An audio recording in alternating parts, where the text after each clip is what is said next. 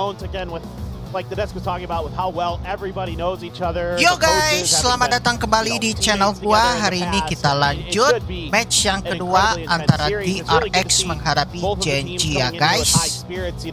Both losing kind of setelah kita menyaksikan pertandingan Susanto Derby antara PaperX menghadapi T1 yang menang for second ya.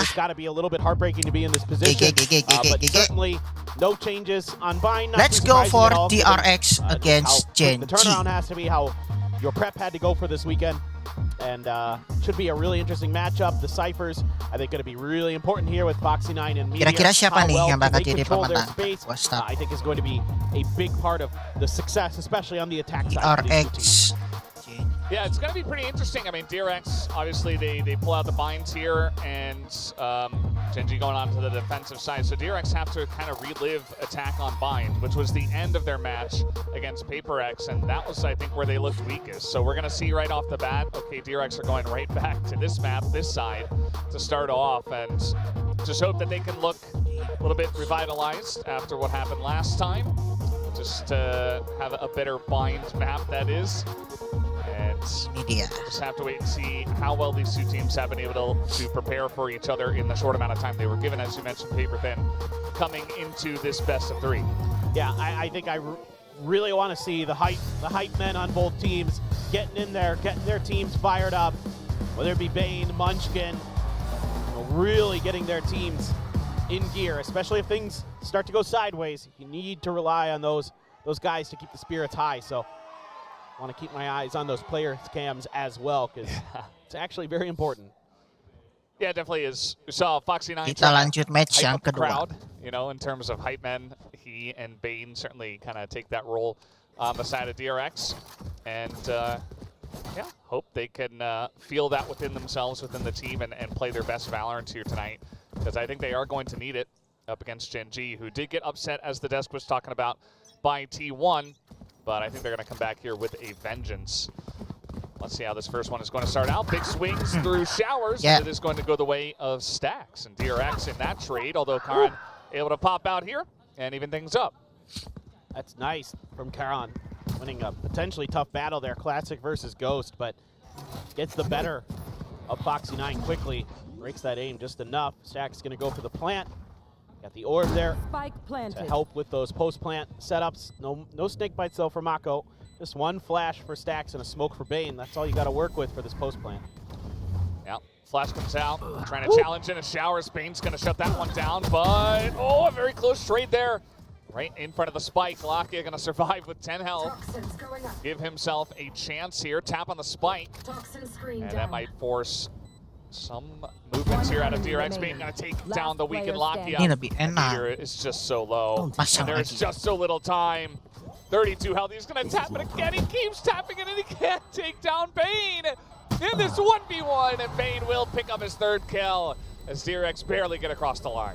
I mean, you got to love just the poise that Bane has had throughout this season. Yesterday, yes, a little bit rough on this map in particular, but he has got tremendous game sense, tremendous mental fortitude as he works this post plant to perfection, just never giving Meteor the opportunity to comfortably go for that even half defuse, and is re-peeking, and a big smile, and that is a huge start for DRX. Looks like they're going to go into this kind of secondary buy that we saw yesterday, where they're going to grab 3 rifles and a couple pistols and try to snowball this into a all-rifle bonus if possible. Yeah. So you can afford to lose 2, and you're still good to go for that 3rd round.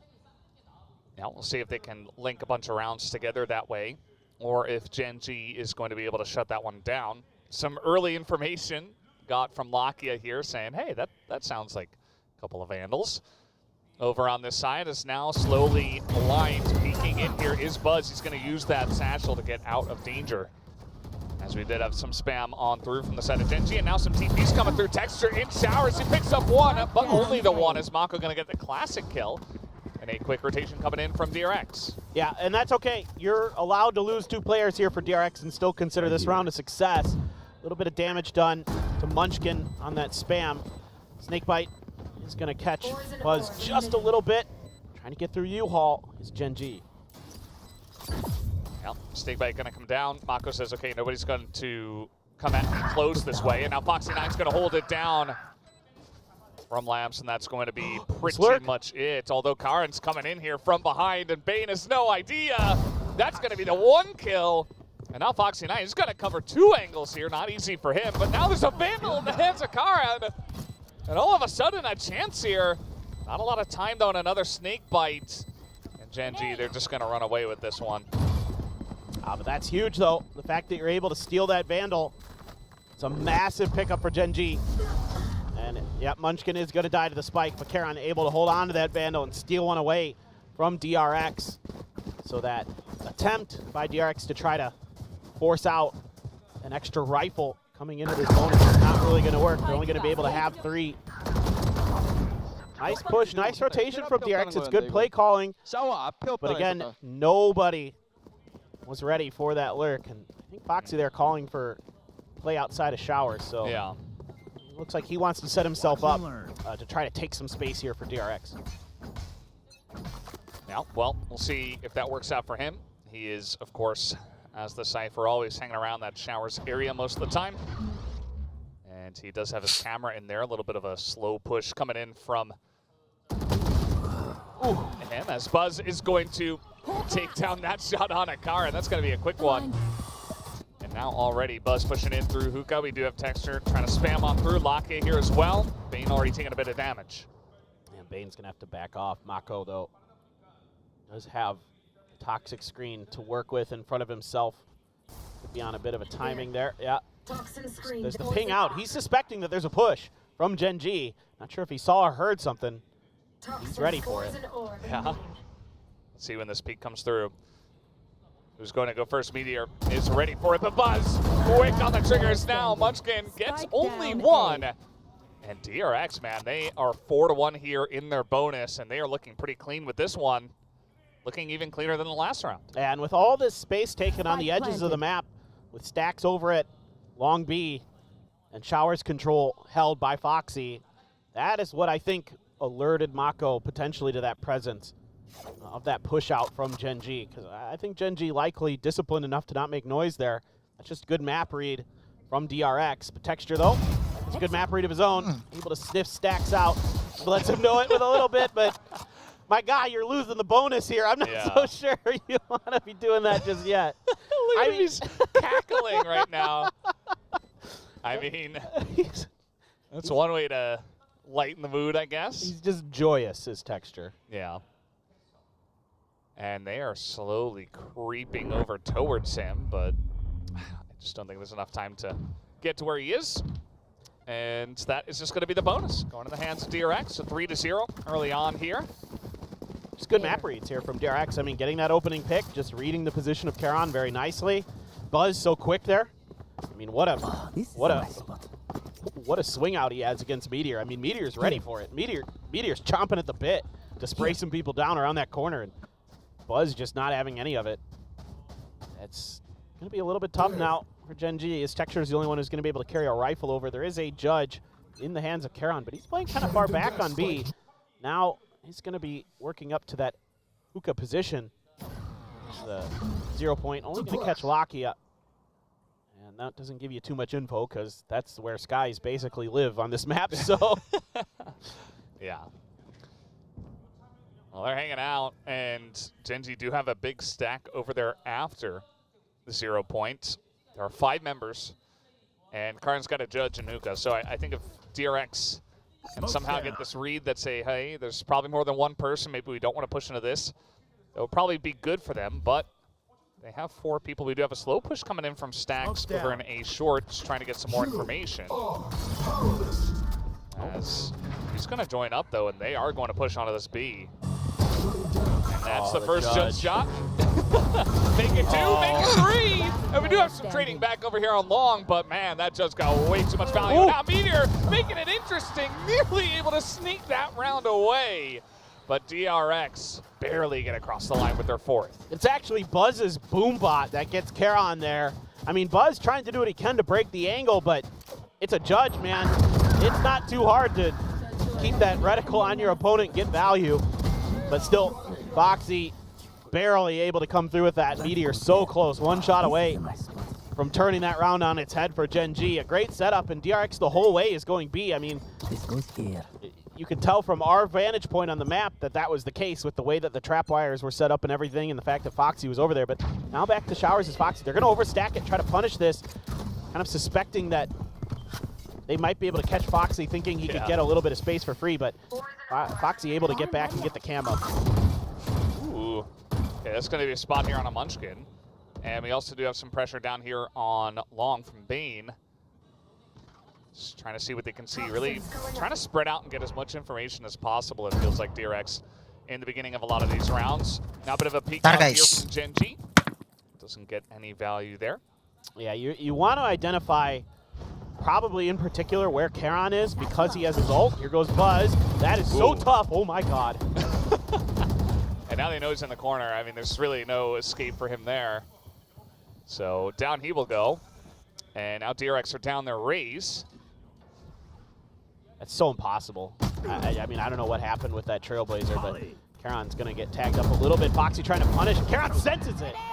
Yeah, I mean, just trying to run in there and punish Karon, but he is so ready for that. Now he has the orbital strike. Now attack here on Amako. An easy cleanup for Texture. Just sees everything. And that's 3 easy cleanup kills for Texture. And finally, Gen.G on the board. Yeah, Texture gonna owe Meteor a coffee for that one. That was just set up for him beautifully. But really, it's just a great understanding here by Karon of what DRX would do. You know, talk about reactive protocols. That is brilliant from the young rookie. He gets shot through the box, knows that he's going to be identified on the map because of it. Foxy9 tries to punish it, and instead, he's just ready for it. The molly is out and does a bunch of damage. Always having fun is Texture. Yeah. You can see he was trying to point that out. He was trying to give him credit, and probably someone said something really funny, I guess. Or maybe just slightly funny and just Texture. Yes. Just having a great time. It's a good mood to have, obviously, in a high-pressure match, as long as you don't go out of hand. And once again, it's just Foxy on the lurk over at short this time, and then the rest of the team. Right here. 3 of them at least pushing through long, trying to get some information. There's 2 members of Gen.G spamming through this. Yeah, they're worried about the showstopper. That's why this trap wire is so far forward this time. Want to at least have the ability to stop it, or if they get the info that they're pushing through and it's cleared, then they can find a way to deal with it after the fact, have a little bit of a pullback, or this time Lockie is going to try to sneak around the corner, you know, expecting that maybe somebody might try to go for the clear and see if he can punish it, waiting for that spam. And they just keep getting information that there's people here, and that is now the showstopper. This time it will get value. So just a 1-for-1 trade, but now, oh no. Earl Theft and the follow-up's coming in here to Showers. Will they check this? They will, but Munchkin's still good for 1. And now we got a showstopper from Texture. He's gonna have to pull that one short, actually, as Bane will get away without a scratch. Nice timing, coordination with Meteor and Munchkin there. Meteor waits until the TP to use the neural theft all, but Meteor waiting for Bane to come through, and that's the spike down, and there's no hope now for DRX. Yeah. Rotations on rotations, and Meteor, he was behind him the whole time. And that was going to be the kill eventually. 4-2. Kind of an explosive round where also not too much happened, you know? Yeah. It was very cautious from both teams, right? You can sense that both teams are trying to get an understanding of how they're going to react to each other's, you know, big ultimates and stuff like that. And DRX just unsure of what the setup is going to be like. And it just barely ends up working out there for Gen.G. That neural theft timing was really the key there, because that gives Munchkin, because you could see that Mako knew he was going to be in that corner, but Munchkin off that ping of the neural theft swings out and gets a kill. So that's really good timing and coordination there from Gen.G. So great of a start as it was for DRX already. Gen.G is starting to get the better of them. Yeah, it does feel like a decent time to call a timeout. You know, things slowing down maybe a little bit too much for Termy's liking, so gonna take some time to try to clean some stuff up, have a little discussion before getting into round number 7. And seeing if DRX can continue with their lead or if Gen.G is going to come back in this one. So many fans here for these two teams. Yeah, it's been crazy here today. The fans are nuts, and I love it. And I love it. It's a good thing. It's a good thing. Yeah. There's just so many people. It gets pretty hectic. Still have Charon's ult, but now Bane has his orbital strike as well. Moxie 9 on a neural theft. You need to get that first kill to get the value. Mako went away from a Viper's Pit, so if you can get to a position where you can either let Mako plant or grab an orb somewhere, but a lot of pressure being put at both orbs. Showers being contested by multiple members of Gen.G. Lakia doing what he has to do over on that long B side with the Sky, and that's something that DRX will have to kind of seed from time to time, is that long B control. Does make the map a little bit more difficult for them. Hasn't been too much pressure just yet. The Cam and Hookah is going to spot Buzz, so for now they're going to peel back, but so far, without that tripwire, or that trap wire being destroyed or crossed, I think it just did get destroyed, but Meteor is able to kind of hold on the other side of the map because they have the info that nobody's over on B. Yeah. And so this is going to be a tricky one for DRX to get through. Yeah, I mean, there's 4 people here waiting for them as now. We are going to have him getting in onto the site, actually. Now Foxy trying to take a trade here, but Foxy's going to take him down.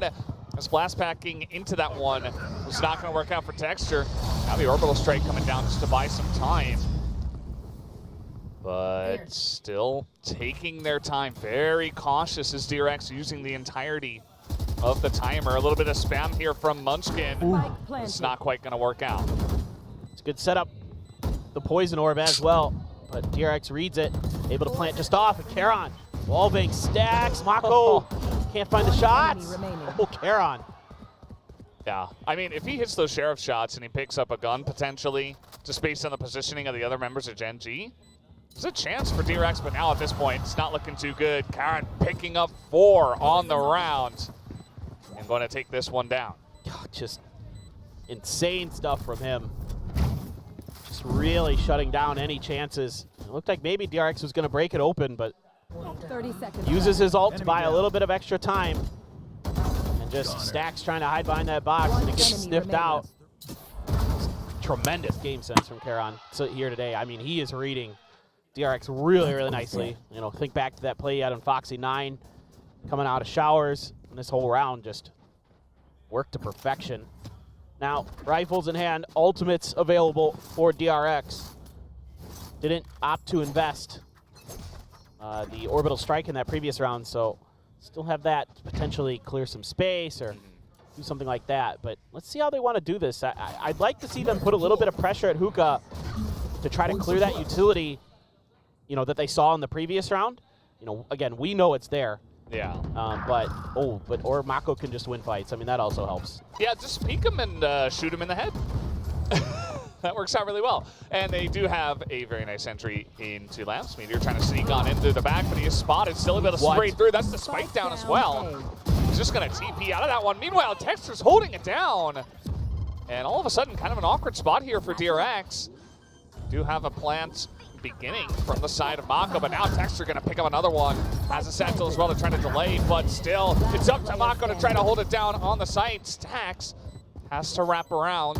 Will they be ready for him? Now they know where he is, and just holding on to it is Munchkin as he's got 2 members on his team able to delay, and that is going to be the defuse. Gen.G with 4 rounds now in a row. Yeah, just answering right back, and the way they're ping-ponging around the map is making it so difficult.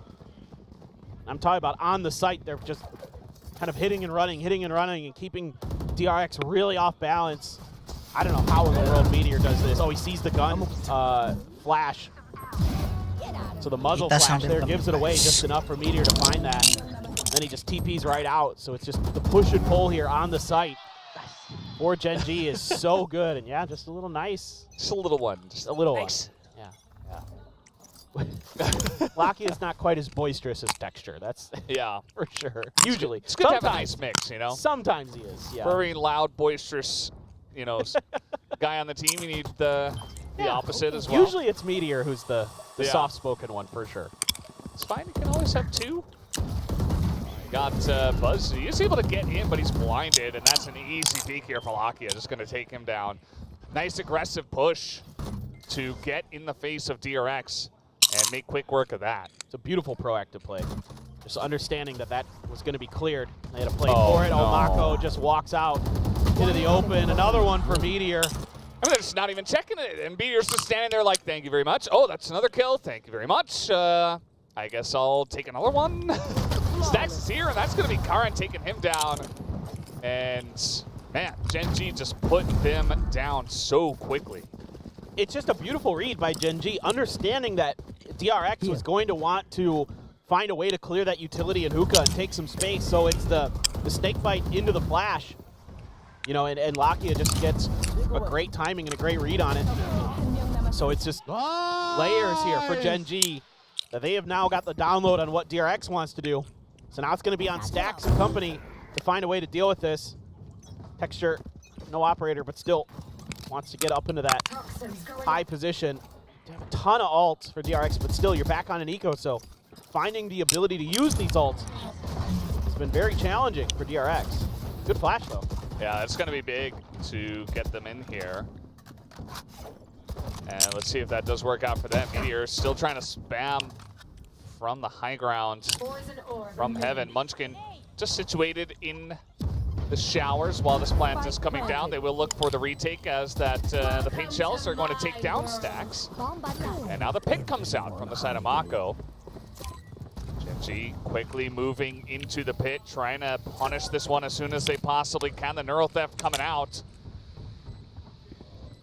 They did spot them, but still not able to quite get the kills. Munchkin does get one, and that is going to be the end of a bunch of members of Gen.G. They push a bit too far as now they are able to clean them up in the pit, and this defuse is coming in, but it's still enough for Fox. He has the Neural Theft, able to see him, and it comes down to 1v1. Lakia spotted, needs to take him down first. There's just not enough time, and he's just going to TP out of there. So finally, DRX get back on the board.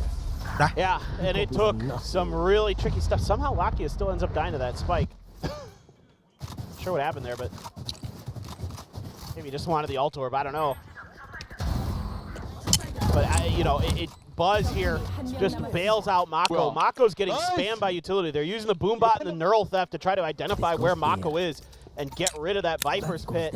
And then Buzz is able to kind of turn that on its head with that Judge and with that decayed status of the members of Gen.G. It's a good reaction from him. DRX able to put those ults to good use. Now you're one away from the showstopper. You have the no command. You have the orbital strike. A lot of big tools here for DRX to regain control of this half. Tied up 5-5, but that operator is going to finally find its way to Texture's hands. He's on the other side, and DRX is going to go on a bit of a explore. Judge, though, in Lakia's hands this time. Oh, good flash. Yeah, just coming off the end of that flash. He's not able to react in time. Now the Null command is coming down. You're desperate to try to spray them down. He is alone on the site for now, and they know where he is now. Just trying to swarm in. Maka's going to take him down as well. And that will be this plan coming down from Stacks. Now you might not even have to invest any more ults here as DRX. If you can just hold these angles, it's going to be tough for Texture to find much value with this operator. But even though a lot of players are weak on DRX, still just so tough with the situation they're given. Yeah, you have some utility. Buzz just in a position that Textures is not ready for. Yeah, just trying to get value out of that operator. Only a couple of rounds left. Karn's just kind of running in there. He doesn't care. He's got money for the next round, and he is going to go down to DRX. A couple of rounds back to back. It was looking a little bit iffy there with Gen.G going on their own streak of 5 rounds in a row, but now it feels like it's back into DRX's hands. Yeah, but couple ultimates in play now for Gen.G as well. They have their own orbital strike, one away from Showstopper's Texture. DRX here just doing a great job of setting up, you know, get that info off the 0 point, use that flash to clear Lakia, can't ever get any value out of that Judge really, and then just set up your post plants. Nicely done by DRX. That's just kind of quintessential DRX there. Good executes, good post plants. It's been their calling card for so long. And oh, that's Bane down. It's going to be pretty huge. And now Buzz, he's got a showstopper, and it's feeling a bit awkward. It's very obvious. The rest of the members of Gen.G could just back away, but still he is going to get Munchkin. But there's just so much support on the side. There's 3 members ready. They already took a lot of bite out of this push. Stax here trying to win the 1v1 versus Meteor. Can't do that. Now Foxy's like, well, time for me to try to pull off the 1v4 clutch against a showstopper as well. I have retrieved the spike. It's unbelievable stuff from Locky at the beginning of this round. Yeah, no hope there for Foxy9, just trying to see if there's anybody hiding in a corner. And that's just so devastating. You know, it's an immediate response from Gen.G here, particularly in Lakia, just getting ahead of the play. So it's just the way that they're exchanging these proactive ideas is so incredible. Yeah, I really like Gen.G a couple of the rounds in the second half of the first half, if you will, right? Like just getting out there from the defensive side, really trying to take the bite out of the push of DRX before it even gets started. Feels like it is giving them a lot of value. And DRX have been playing it pretty slow from the attacker side, so I feel like you're getting a decent amount of info that way, even if you're not getting kills. And DRX at least able to trade a couple rounds back, as you mentioned. Yeah. So many signs out here, I can't read them all. No watch parties tonight, I need to sleep. What is sleep? What do you mean? There's What is that? There's only VCT Pacific. Yeah. There is no sleep, only VCT. Yeah. Gen.G #1, maybe. Not currently, but you know, like maybe. They have a chance. Yeah. There's a world where it happens for sure. That's why we have double elimination. That's exactly it. Got a second chance here. And, you know, good time to mention that whoever does lose this match, unfortunately, is out. Will not be going to Masters Shanghai either. Yeah, the pressure's insane. I mean, you know, even though DRX is no stranger to falling to Paper Rex, it took a toll on the players yesterday. They were, you could see it on stage and afterwards, they were pretty beat up about it. So able to come in here with a, you know, renewed attitude, at least that we saw before the match, is really encouraging. But you know, obviously Gen.G is going to be a very tough opponent. But six rounds on your attacker side is pretty good on buying usually. And that's a good start for Munchkin. Stax answers right back. Yeah. Big stack there from the side of DRX, and they just push out, trying to isolate the one member that was there. And now Meteor has no idea that they've also pushed out a hookah. And that's another kill going the way of Bane. So, getting a lot of value here from the defensive side, just pushing into Gen.G and not allowing them to set anything up. Oh, Texture got really beat up there. He's down to 13 HP. Did claim the orb, but able to be healed up by Lakia. Still, though, no ambiguity about where Gen.G is right now. Bane, who knows, maybe they find a stray shot, but he's just waiting to put down those smokes. The likely attack, trying to clear the tripwire, is going to get it. Texture able to at least keep the attention of DRX, keep them split enough to try to set up for this rotate for Lakia. See if he can get there and maybe find the isolated player, which currently is Stax. Yeah, Stax on the back of that one. He does have Buzz alongside of him, so just 2 and 2 for now. But as you mentioned, they might be able to pick him off first. Buzz, though, might be looking to peek, and that's going to be some info. And Stax says, okay, I'll take him down. Texture 1v4, not going to hit it, and Stax picks up 3 here in the pistol round. Yeah, that's, I think, a good round here for Stax, not only in the way that DRX is kind of maneuvering themselves on the map and using that util against Gen.G, but also getting those 3 kills. You know, he was pretty frustrated yesterday, having a pretty disappointing scoreline in the kill-death department. Definitely wants to bounce back and show some frags along with some good IGLing. This round, much better. Little fist bump there. Smile from Bane. Good start again for DRX as they're taking both pistols on bind. Yeah, feels pretty good for them, but still close at the moment. Oh, Mako, there are so many members over here. He's got some help from Foxy9. That will mean a winning trade. Will also bring a Bulldog back to his team. Yeah, really smart to juggle this. Keep it away from the side of Gen.G as well. They're going to have to earn it. If they want to get it, they're going to have to go through all of his util. Yeah. And him and Bane have been really nasty at sight holds. particularly on Bind when they're together. I've seen so many huge multi-kill rounds from the two of them. Look at Stacks right now. They are going to read it, but he already got so much information that allowed Buzz to rotate over here to A. Just in case there was any hope of Gen.G stealing this round away. It's not very likely at this point. Outlaw for Buzz. It's not going to hit that shot, but it is going to be Foxy on the left side there. They're just so ready for this push. I mean, there's just no way it's going to work out. Look at all these trap wires and everything. Oh, hello? Jeez, Munchkin. 30 seconds left.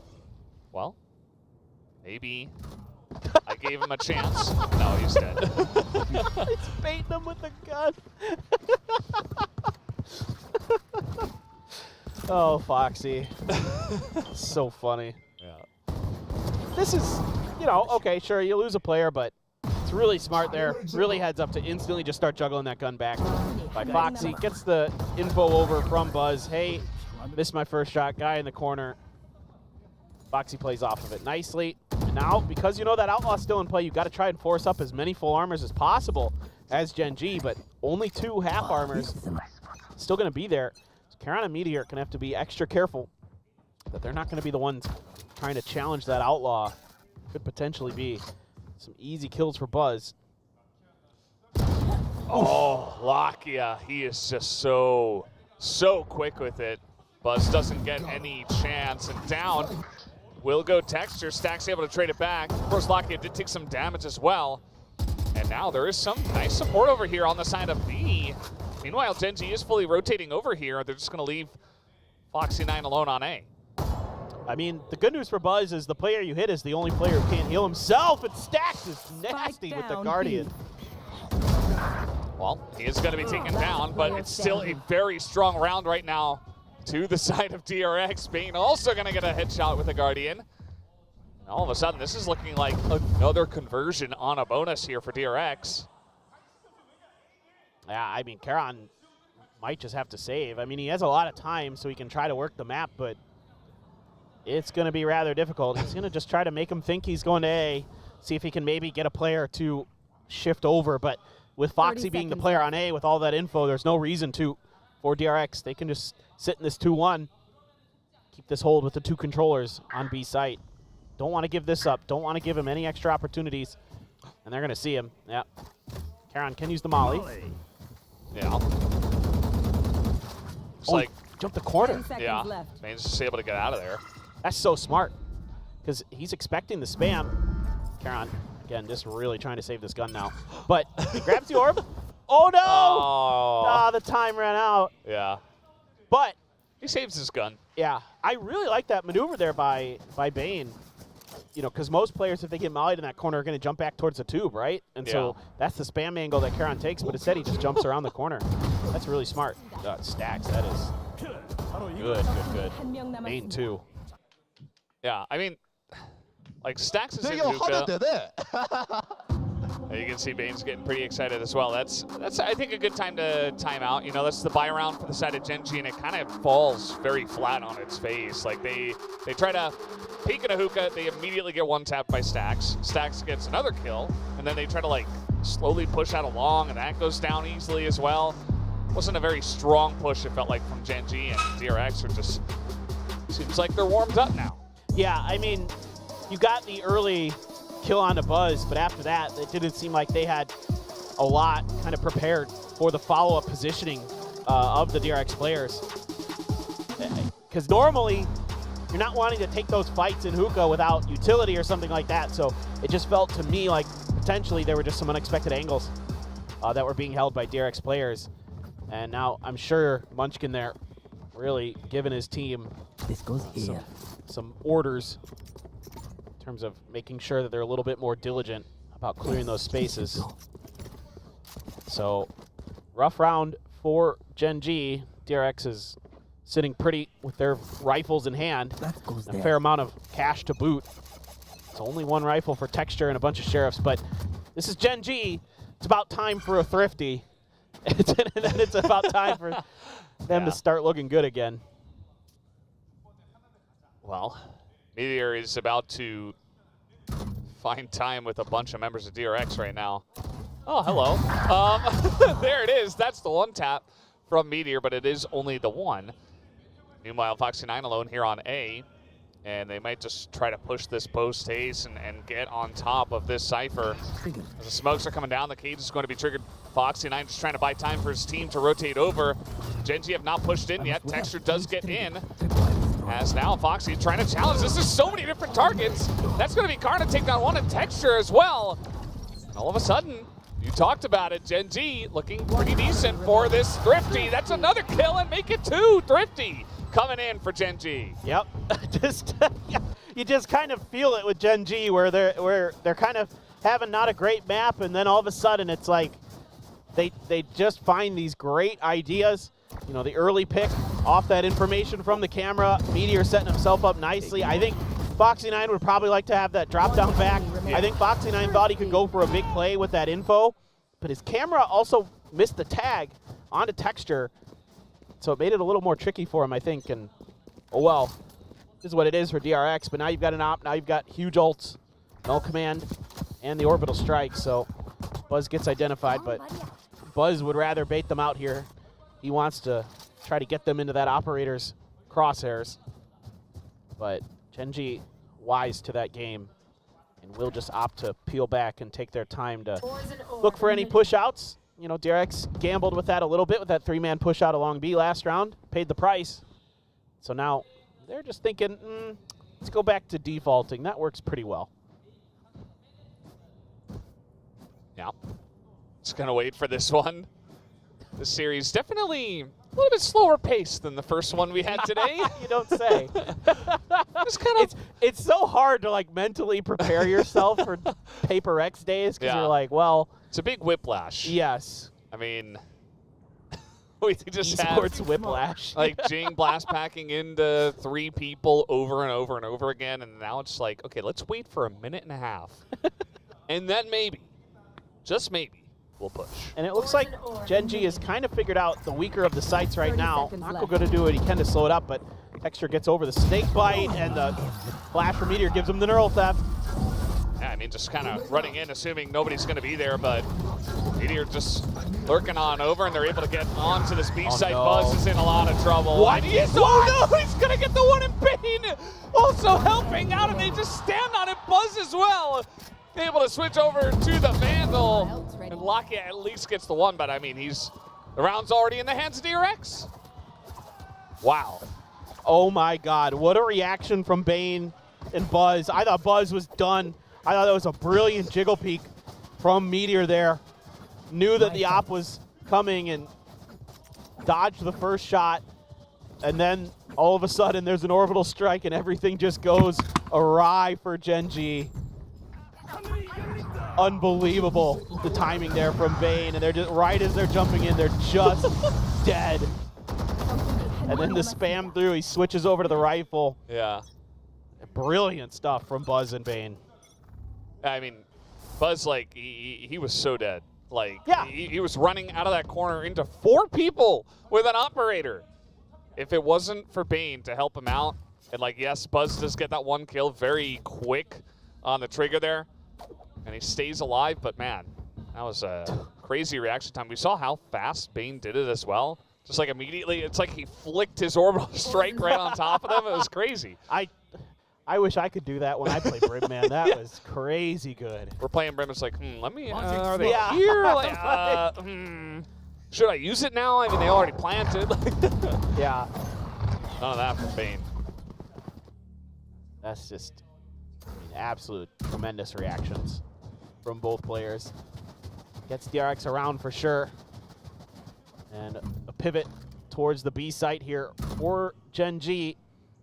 A lot of hookah space taken, so this could be a pretty good entry. It's going to be pretty tricky for DRX to hold this. I mean, Stack's getting a little bit of info. Sees the flash. Here comes the Seekers using that grenade, but still gets the trade out of it. 30 seconds left. He does. Some decent information as well. You've got your Cypher over here, Foxy9. They don't check the corner, and he's able to trade it 1 for 1. Buzz is very low. Not sure what happened to him exactly. Bane, though, picking up 1. Trying to peek into the back of the site, and now DRX, they're kind of swarming around this one. There's 2 alts to worry about here, both the Showstopper and the Orbital Strike. So this retake, even though they have a numbers advantage, is very, very difficult for DRX. Yeah, Buzz is also very low. He's got an operator. Not a lot of long sight lines that Gen.G will be giving him. And here's that showstopper. Texture just holding on to it and saying, okay, you don't want to defuse? Well, you might die to this. And Karin also able to start off with a kill. There is that from the side of Texture. He's going to steal that kill away from what would have been an orbital strike kill. And Bane, just not enough time. He's just going to have to back off of this one. And like you said, those 2 ults are enough to get Gen.G across the line and win the map, or the round. Yeah, it's just too much to deal with, and the way that Gen.G thinks that through is really smart because of how much time they can delay with it. I mean, there's such a long fuse on that showstopper. Texture could just hold on to it, and then they just wait for it, and Texture calls, okay, time's almost out. You use your ult, and we'll just pinch them. Great shot from Karin. Great anticipating. I think Buzz took a lot of that damage as he was crossing the door at Alley. What was that? He's just an excited kid, man. He's having fun out there. But I think Buzz took a lot of damage from Molly's, I think, as he was crossing the door. I think is what happened, if my eyes did not deceive me. Yeah, and then he had 6 health, and it took 2 ults to take him down. Definitely didn't need all of that, but still, wins you the round. It's totally fine. And now you put DRX on a weak buy. So they do have 1 rifle and a Guardian, and then a Bagi and 2 classics. So certainly going to be tricky. Buzz here just waiting on this corner. You know, you're anticipating a flash, and that's what Stax is there for, to help cover. Trailblazer first, and Stax can't quite clear it in time. Oh, nice swing there from Lakia. And he's going to pick up a second as well on a Buzz. And now you've got Beta Mako pushing out of Hookah, maybe looking for a quick wraparound, but they can't make too much noise. As now Foxy trying to hold down the site by himself. He's going to be burned up and shot down by Karin. And now we do have this plant coming down. Mako might be able to get the drop on a 2. He's going to get that 1 kill, and now Bane is there as well with the Vandal. A chance here for DRX. Trying to cross over, but excellent read from Texture. And he's able to shoot him down, and now it's all up to Bane. He at least has a gun and a dream, 1v2. Probably doesn't know exactly where Munchkin is. He gets the 1, he gets a second. Bane is able to pull it off with the 3K, and he pulls the round forward for DRX. Oh, unreal round from DRX. Just great reads from the get-go. I mean, I know that little kind of bait and switch with Buzz and Stax doesn't work, but it buys a ton of time for the rotate back through Long B that catches Gen.G completely off guard. So that was the game plan the whole time. As soon as there's contact here, it was just an immediate push around towards Market into Fountain, and Meteor and Karin are none the wiser. And then Bane just has been so clutch for DRX ever since he's come to the team, and he does it again. He's gonna let him know. Oh my God. Unbelievable. Just what game plans here. These strats that both teams are bringing to this map have been so good. Yeah, it certainly does feel like a game of chess. A little bit less boxing, but also some insane clutches as well, and some crazy reactive plays. So you got a bit of everything in this one. Gen.G slowly pushing in, taking out a camera. It's like you're playing chess against these 2 teams, and then Paper X is like, we're going to play tic-tac-toe, and we're still going to beat you, even though it's a solved game, you know? Yeah. Like showstopper for Buzz as well, but is he going to read this reposition from Meteor? Now he's trying to get out. He's only going to take a little bit of damage. Will he re-peek? He's going to send the... Oh, buddy. And again for Meteor, but this time it was 1 too many. And Buzz will take him down. Yeah, Meteor has been pretty good about understanding that position. Oh my God, that snake bite. So much value, and now they're just going to push through. And it's 1 kill apiece for Mako. Foxy9, Bane, as that push onto A is just, it's just too easy to read. I mean, say, hey, I mean, Meteor was alone over there by Fountain. I took him down. They're pushing. Like, it's too obvious. 10 seconds left. And now Karin is alone, and Foxy might even look to swing, and there it is. Picks up the kill, a flawless round to DRX. They're looking good. here on Binds. That's a huge kill because the economy at Gen.G is in the gutter. So now they're going to have to just scrape together whatever they can. A Bulldog, 3 Guardians. I mean, that being said, Gen.G rather good with Guardians, in particular Munchkin. Absolutely filthy with those guns. So can't really rest on your laurels here. Nice! As DRX. Yeah, it was good. I agree, Buzz. Yeah. It's very nice. I mean, it's so difficult to push in there when they know you're coming. And they had, you know, cage one way, they had the smoke one way. It's like, okay, we can try to make this happen, but no entry kills, and you just go down. It's 4v5. So now Gen.G, they got to win 4 in a row. But right now, now, go the way of DRX. Stax has gotten a ton of info with his push out. He hasn't seen anybody market or fountain, so they can swing an extra player over to help out here. DRX trying to hold the line. Siapa di sini ja? Made balik lagi di Made. DRX on the DRX. edge. A chance, and they're a bit distracted with all that play and lamps. Meteor's not quite able to get on top of Mako. We do have the pit, and now Mako is going to go down. I know Chance. Gen.G, the neural theft, coming out here as well. And that's going to be the kill, though, with the pain shells. Also, Stax gets one. Stax picks up another here from short as they are just wrapping around at Munchkin. Oh, he's got a pit in the dream. Needs to get the plant down. I think the spike is outside of the pit, and Stax is just watching it. Trying to use the orb to get to it. He does have the toxic screen there as well. Oh, that was really nicely handled by Munchkin. Nice. ITPs. He's going to TP out, and that's going to be pretty obvious. He's going to abandon his pit and to say, okay, I just got to get this down. On B, this is going to be my only hope as the TPs are coming in. Here's the 2.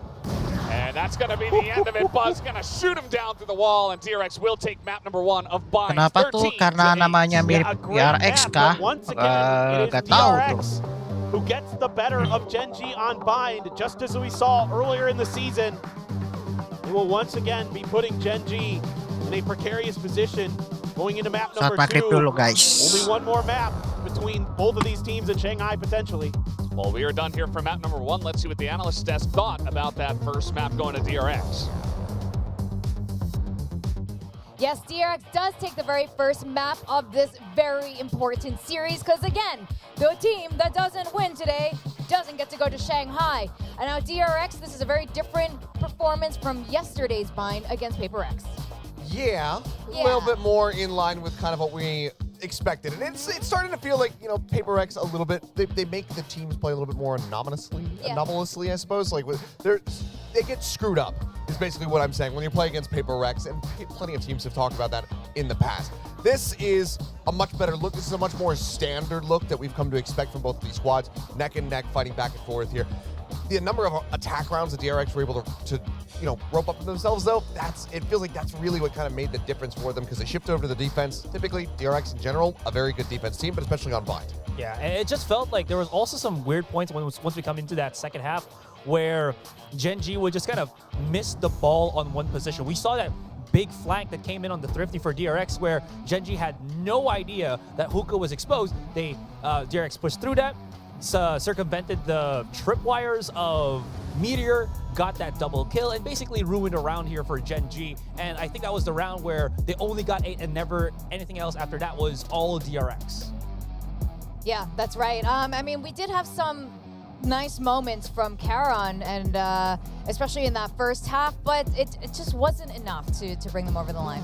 It wasn't, and I think that widely this was a bit of a battle of the rookies. You see Bane there, 16-12, Karon 17-12. They were neck and neck with each other pretty much this entire time, and there's some really nice clutches as well. I mean, Karon, he did look like he was going to, you know, slingshot Gen.G right back into a lead, into an advantageous position where maybe they even just take the map away from DRX. Mako continues to just be excellent with his timings, but this was a much better showing from the players that I wanted to see better showings from. Buzz, Stax, these two players finding almost basically negative value in the series yesterday versus PRX, being way more steady, way more impactful for the team today. And what kind of felt interesting as well here for Gen.G is just they couldn't get a grasp of what timing was DRX going to try to make their play? Sure, there was this kind of, initial contact points, but you're kind of, you'll see some rounds here where second pistol, DRX just pushes mid, Gen.G's so unaware of it, and it kind of happened over and over again. Sure, again, there's these rounds from kalian where he's just able to hold by himself, but then on the other side of the map, the contact for DRX just overwhelms Gen.G. Like, Gen.G's not just prepared for it. They always have to have something kind of Ay, jaman dukung yang menang ya. delivered in their Haha. hands, like a Awa silver aja plate kamu. of them being, some Awa of the players aja DRX being caught in kamu, traps Made. before they get getting kills, and then that doesn't happen often. No, it doesn't. No, it doesn't. And this is the kind of form that we need from DRX. If they are the ones who end up closing out the series today, we do want them to look strong. And they just have so much to improve from since last year, and we are definitely seeing that today. I mean, it's just some fantastic moments and some really just nail biters and kicks to the gut for the side of Gen.G. I mean, that previous round, round 17, where Buzz just somehow gets a quick scope off. They have a fragment with that orbital strike layered in on top of each other. DRX just stole that round away. That happened a couple different times where it looked like it was very much in Gen.G's hands, and then the rug just gets pulled out from beneath them. They clean up a couple of those moments, then they very likely would be the ones walking away with this map victory. But DRX just a little bit more clutch when it does come down to it. So they start things off, they get this win, but now they have to go into Sunset. Yeah, and Sunset, now we're going to go into Gen.G's pick here. And you guys mentioned it. This is a good look at the rookies. They are very important in how these games play out, and I think that's going to definitely apply here on Sunset. Yeah, absolutely. Because the thing is, looking at the compositions, just basing it off of teams that don't use that breach, I think the most impact that you'll probably get is through how you play with the paranoia, right? Whether it's going to be defensive, offensive, it's just going to be boiling down to that. So we'll have to see how, again, the rookies are going to bring this to the table, because I feel like that's going to be a big factor coming into the Sunset map. Yeah, I think especially so for Gen.G if they do stick with the same composition, because you're going to be seeing kalian, playing on that Omen. DRX, maybe they make some changes, but they do run that double controller, having the Viper in the mix as well. So a bit more pressure on kalian to really kind of help dictate the pace and figure out what exactly is going to be going on. I do think a decent boon for them is going to be Lakia moving back over onto the Sova. A lot more impact can be found from him on that pick compared to the Sky, just given nerfs, and Sova being kind of his bread and butter. So I think that on this map in particular, you're going to see a lot more proactivity from Lakia alongside the rest of Gen.G. Well, one thing's for sure, both of these teams are really hungry for that win. I mean, this is it. This is the make or break. This is the do or die. And this is the do or die also for you guys, because it's your last day on the desk for both of you, I believe. And this is where we are now. We got an Immortal, Aserai, we got an Iron. I don't know your goal is to stay Iron or what you want at this point. I am just a piece of wood floating in the ocean. I go where the current takes me. All right, that's chill. That's good. Maybe that's the first. There are different stages of acceptance here. Yeah. Okay, so the question is, which team will make more thrifties in map 2? So advanced. I just got the whiteboard already because I'm so excited. Look, I think that this has a straightforward answer somewhat, just given Gen.G's proficiency for them. Can production confirm, is the tie, is this not like a 3x? Shouldn't this be like a 3x if you get the tie? Good question. Is this a 3x? I think it should be, though. It was in the previous set. It was. I think it should be a tie. Yeah. You know what? I'm going to make that call, production. I'm going to make some rules here. The tie for 3x. And they just say, It just says, okay, sure. All right, Yes, so 3x Victoria. for the tie. Okay, 3x for the tie. It's your last day here. Let's do it. In that case, I have no other recourse. I mean, it's do or die for me, so I'll still double down, Bring me back to Diamond or hit me to Radiant for the last series. So here's my thinking. If the tie is a 3x, Uh-huh. and I double down, Uh-huh. so I'm saying it's a tie, Like I'm 6? doubling down, I can go and get a 6. I could go from, what would that be, to Diamond? 1, 2, 3, 4, 5. No, I can go to Ascendant. Yeah. Oh, I can go to Ascendant. okay. That's an interesting take. And also, if there's no thrifties, I think that also means that it's a tie. So, that's if true. we get the same number or none, boom. All Wait, right. right. I like your I optimism. just go Gen.G double down, by the That's way. definitely the safest bet. Yeah, same. Okay. We Fair. both agreed on one. I think this is a good sign. When we have the same picks, this is usually a good sign, and especially if it's different than Achilles is. The other that's fair, but the other consideration here is that if you're saying that Gen.G are going to be doing this, that means that they are in a position to thrifty more often. Yeah. So DRX are widely winning the economic battle. Yeah. But like, you know. I think this is also possible on Sunset. I mean, it doesn't matter too much because I guess you're not predicting the who wins the map here. Yeah, So. exactly. Yeah. Exactly. How are you guys feeling? In fact, let's go back to that topic. How are you feeling about Sunset? Do you think DRX are going to close it off with Sunset? Like, how confident are you feeling about that? I mean, I think that both teams look to be at a similar level at the moment. I think that Gen.G looked perfectly fine. I think both teams have actually looked perfectly fine on their sunsets, and Yeah. we've only seen it a couple times from each team. So without too much extra information, I think this is, again, just going to come down to a lot of mid-rounding and see who has a better read and who has just a little bit more clutch, which, based on that bind, was DRX. So I feel like for DRX, they're in a very good spot to potentially close this out with 2-0, but Gen.G, they're not a team that's going to go down without a fight, so this could be anyone's game, but I still lean, I think that this is in a good spot for DRX.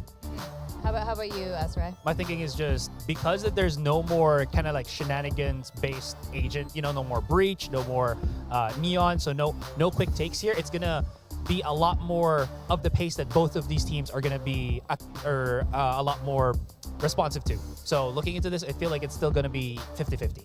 Yeah. I feel like you want to say something. Well, you mentioned the breach. And I think that has been overall quite good for Paper X. And I think that if you wanted to make any adjustments for the side of DRX, maybe taking a leaf out of their book and saying, okay, we're going to implement this into our own composition could be a very big boon for them. And I mean, Stacks is that guy. He is the breach from Asia. So if they want to make that adjustment, potentially catch Gen.G off guard, I would really actually love to see it. Yeah, 100%. The only thing is, I don't know, DRX, because of their kind of identity change throughout this year, anything could happen, honestly, for them. So I honestly don't know if they're going to have a curveball. Okay, hold on. Hey, a lot to talk about here. A, you've got Stacks, the OG Breach. He's playing Breach. This is incredible. But this is also, to my knowledge, the first time that DRX are ever playing Gecko. Yeah. They never did it last season, even when T1 was looking dominant with it on Bind, etc. They didn't opt for it. Zest was the first DRX player that we got to see playing Gecko. That's after he joined Bleed. So this is a big adjustment in multiple ways for DRX. Absolutely, and it's exactly what you were saying, Azrai. This is a different DRX this year. Yes, the roster is largely the same, but we're seeing them be a lot more fluid now, and that's what it takes. Yeah, they want that aggression. They want to bank on the fact that they can't play like this because they have the players that are willing to, you know, kind of play around that. So we're going to be seeing how that kind of plays out, but also Buzz is going to be on the Rays once again. So I'm definitely looking forward to seeing how this kind of pans out right now for DRX. This feels like DRX quite literally are saying, okay, we could not beat Paper Rex. Let us become Paper Rex. They're taking their composition. They're running it here in this pivotal map. We'll see if it works out. Yeah, we're gonna go into the second game right now. Paper Thin and Vallis, how you feeling about this team comp?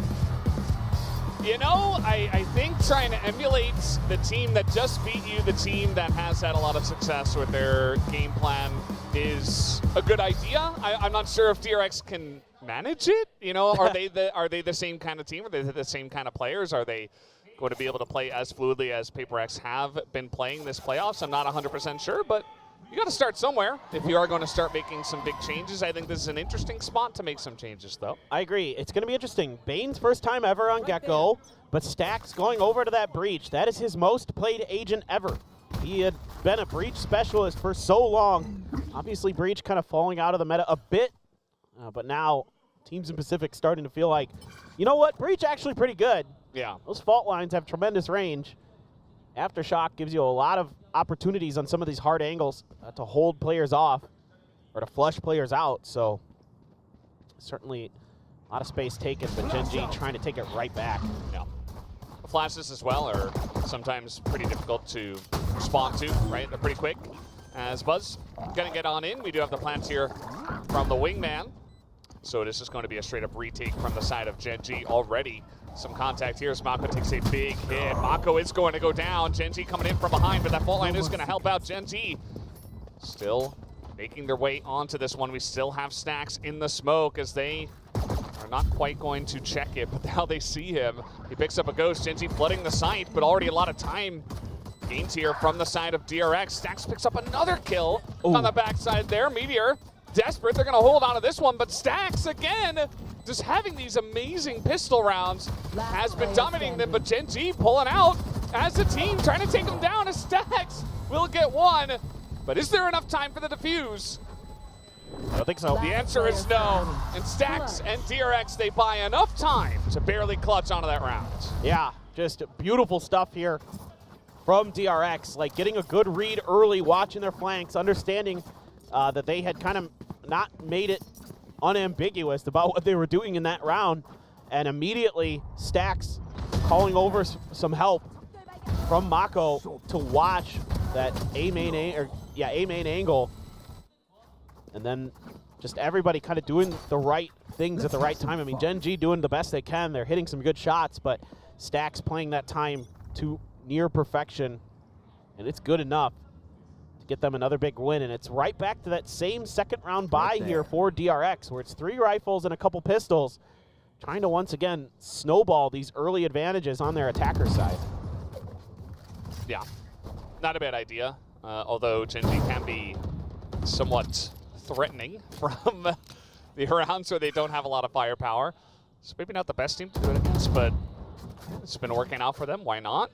It's the old and current Na'Vi strat. So it's, you know, I love it. I really think it's a very smart decision, especially on your attacker side. You know, on a difficult map that, like Sunset, for the attackers can be, to try to press those early advantages like this and really make it difficult for your opponent. And a couple players from Gen.G beginning their push out into mid, but they're making the wrong read here. They're thinking it might be A. They don't have a lot of information now.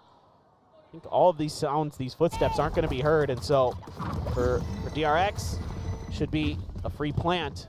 It's just going to be about these post-plant setups and, you know, how deep does Gen.G want to go, or do they just want to try to die to the spike?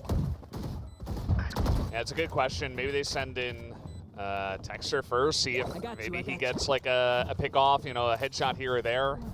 Maybe pick up a gun. Well, Meteor's going to be taken down. Buzz says, I don't want to hear any of that noise.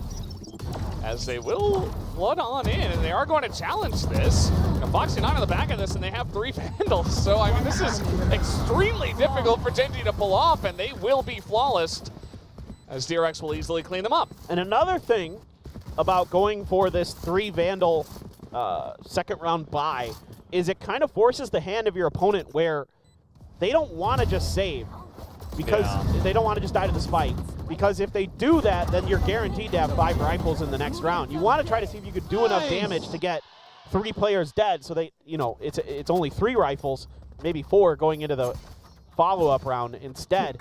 Now you have to deal with a fully armed DRX. Well, now you're dealing with a fully armed DRX that also got a bunch of kills. Right? Like, so it's definitely a trade-off. It felt like pretty unlikely that they were going to break through that, especially with the plant down already, and the fact that they left the site open and they weren't there to get any kills as they were entering. But they tried it. It didn't work out. It is what it is. Let's see if Gen.G have a chance in this one. Texture, ooh, that was a pretty wide jiggle, and now he's taken a lot of damage. As once again, the breach value is being seen. But now you forced out all of Texture's utility. That's a pretty big win there for DRX. Only one away from a neural theft is Foxy 9. Orb going to be put into Buzz's hands, though. Try to get him closer to that showstopper. Meteor gets a little bit of damage in that drive-by. Yeah. So far, advantage DRX, but now they're going to be going onto the site where there's the Cypher utility. Charon and Meteor trying to react. Yellow Paranoia trying to buy some time here as much as possible, but Wingman's getting in, and now they know where Karn is. There's the aftershock, trying to root him out, and then they will push him out. Meteor does get one, but he's taken down, and Buzz picks up one as well. DRX are holding on to the site excellently as they push from mid into B, and they are just cleaning them up here. I mean, Lockheed just has to save at this point. There's no hope. Absolutely no hope in this round. And DRX is reading the map well. I mean, you can already see how comfortable Stax is on the breach. The utility so quick in response to what he's seeing. You know, instantly And that's going to be the kill as well from Man. Stacks to clean up that round. Yeah, and not only is his utility excellent, like even on the KO, right, on the first map of Bind, but here on the Breach, obviously, as we've highlighted many times, he's just hitting his shots too. I mean, he's like putting up some pretty big numbers, which Stacks doesn't always do. He was angry after yesterday. Oh, I'll yeah. just say that. I got some info about his reaction after yesterday's match, and he was not a happy camper. Yeah. Obviously, but And I'm glad he's able to bring that anger and that energy into today, right? Because sometimes take some time off, you kind of calm down, but he doesn't look very calm in a good way. Oh. Obviously, here comes Buzz getting on in. Texture does trade it back with that Sheriff. There's the quick blind. Munchkin trying to hold on to this one alongside of his team, but Foxy's going to take down Karan now.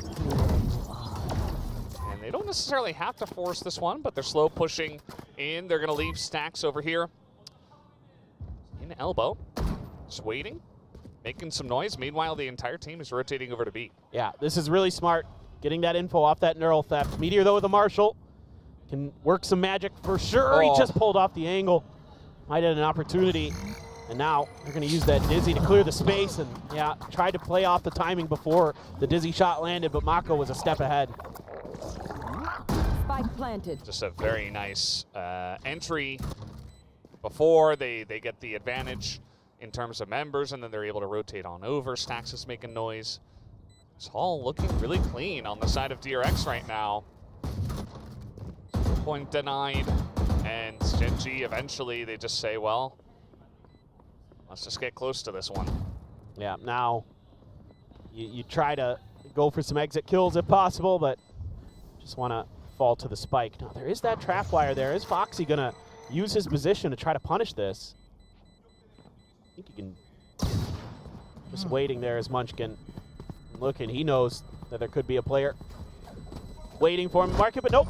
It will be the death to the spike, and once again, DRX starts a map 4-0, just like they did on Bind. And they look so well prepared for this. This comp, they've had some time to workshop it. Didn't have to show it yesterday. And it is very, very strong. That early fault line into the Dizzy. Now, He had no chance. no, he was dead. Nice, sir. And those util combos. Don't leave Mako hanging. Texture does have the opto now. So this is the round where really want to start snowballing here as Gen.G start taking control back over this map, and Texture certainly could be a big part of it. As you mentioned last time, DRX were able to get 4 rounds in a row, and then Gen.G got the fifth. But if they don't get this one, Texture not able to get it. Nice jump through from the side of DRX, and they say, well, there's an operator on B. That's kind of hard to push into anyway. We're not going that way. Let's just run towards A. But you saw 3 there, and now you're getting the re-clear with the drone as Gen.G, so you can pivot. Foxy trying to get ahead of it, but they're going to be wise to that. Go all the way around. And now they say, okay, they're probably rotating over. Let's go back towards B. This is really smart stuff from Stacks. He is reading the map really well right now. Foxy is going to reveal his position, but that doesn't give too much information away. But Texture ready for Stacks in mid. Yeah. Oh, what is that? Oh, God. Kind of insane. And a.k.a. will be taken down eventually with that magic gun of his. That is going to be the plant. Oh, Foxy 9! And we see that from Texture's angle. He just had no time to react to that. He just died before he could even shoot. That is brutal. Some crazy good shots from both teams.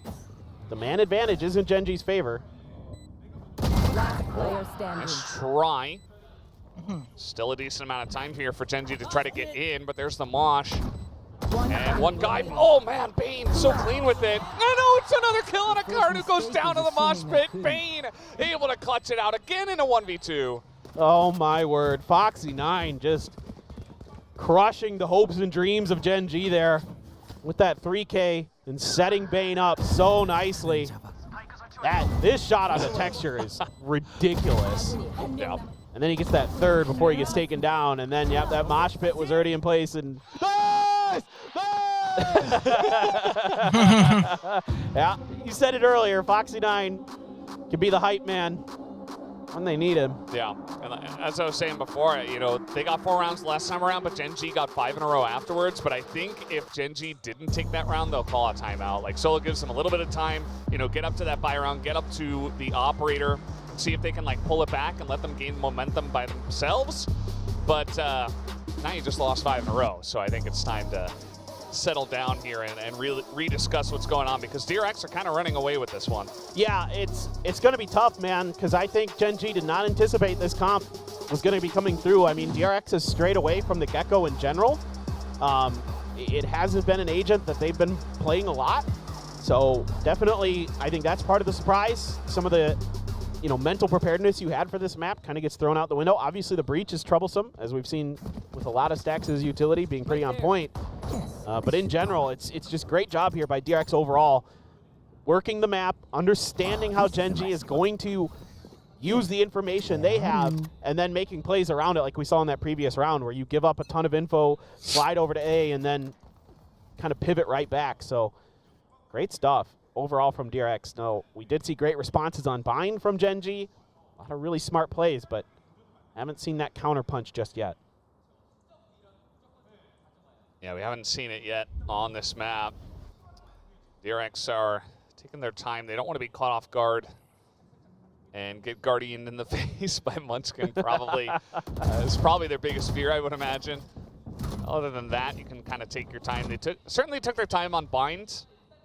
Sunset, another map that can be sometimes difficult to get on in and plant.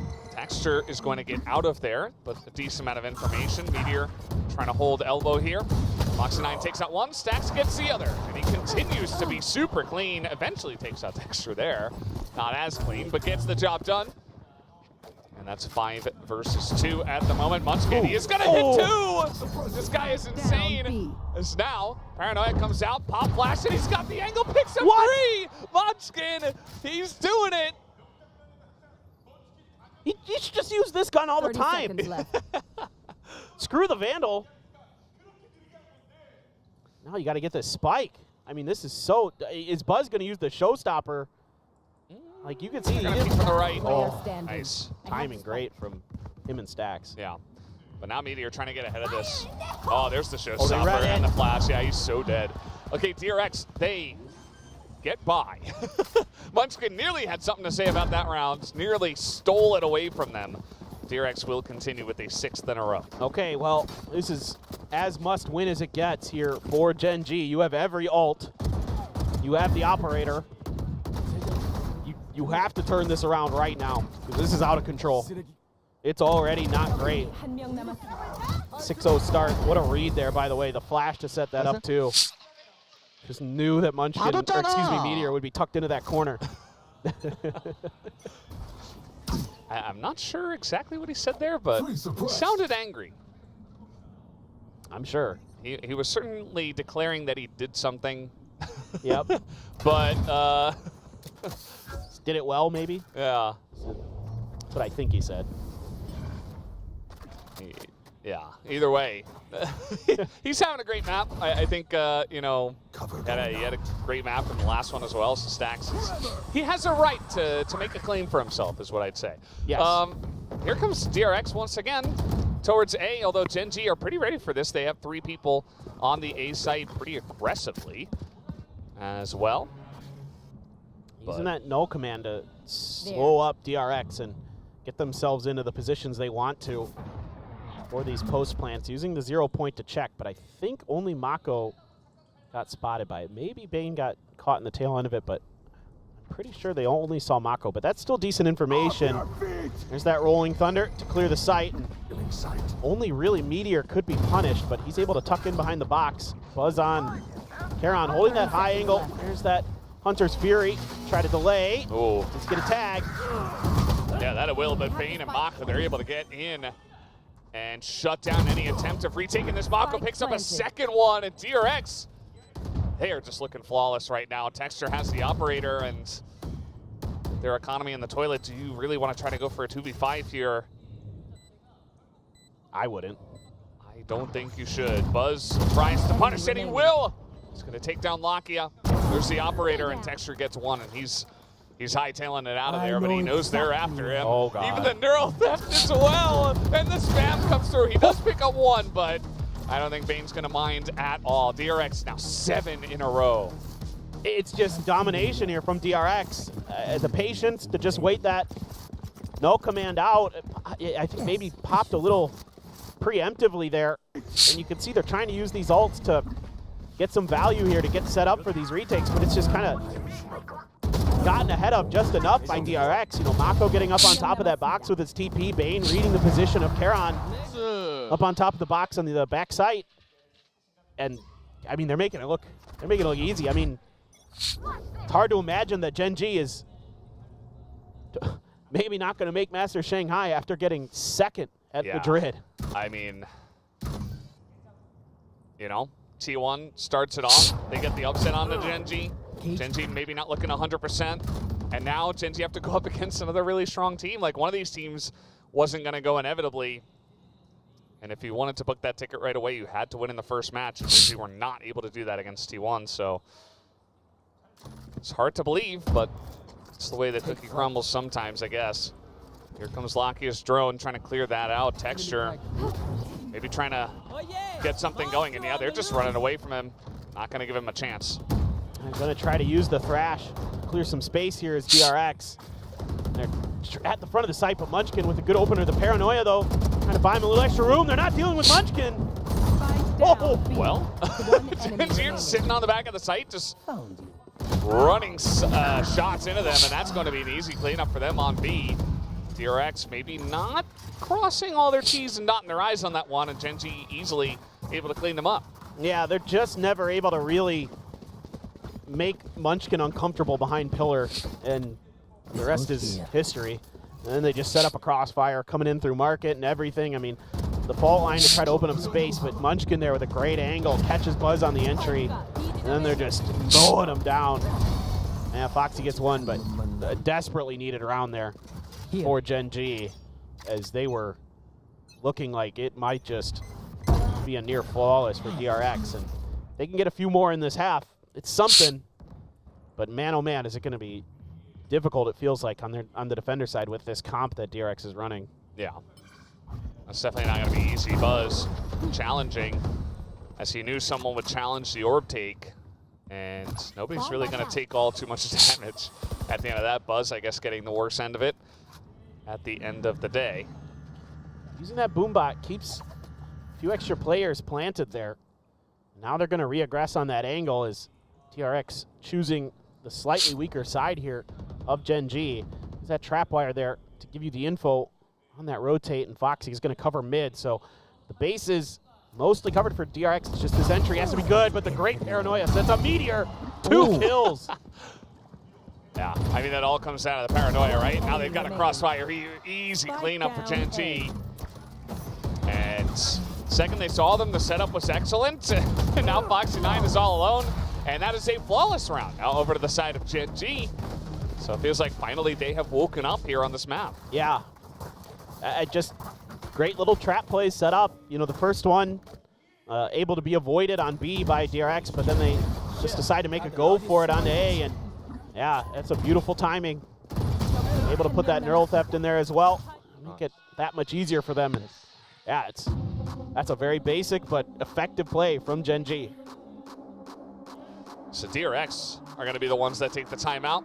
Not liking the way the last 2 rounds looked, and kind of agree with it. I mean, it was nice setups from Gen.G, but also not as clean as it was in the beginning of the map. So I don't mind, especially from this lead, taking an early timeout as the winning team and trying to slow things down, trying to bring it back to your pace. Yeah, I mean, I think in general you're just saying, hey, make sure that utility is clearing some of those corners. If you're going to push A, you got to make sure that, you know, the left and right side are cleared.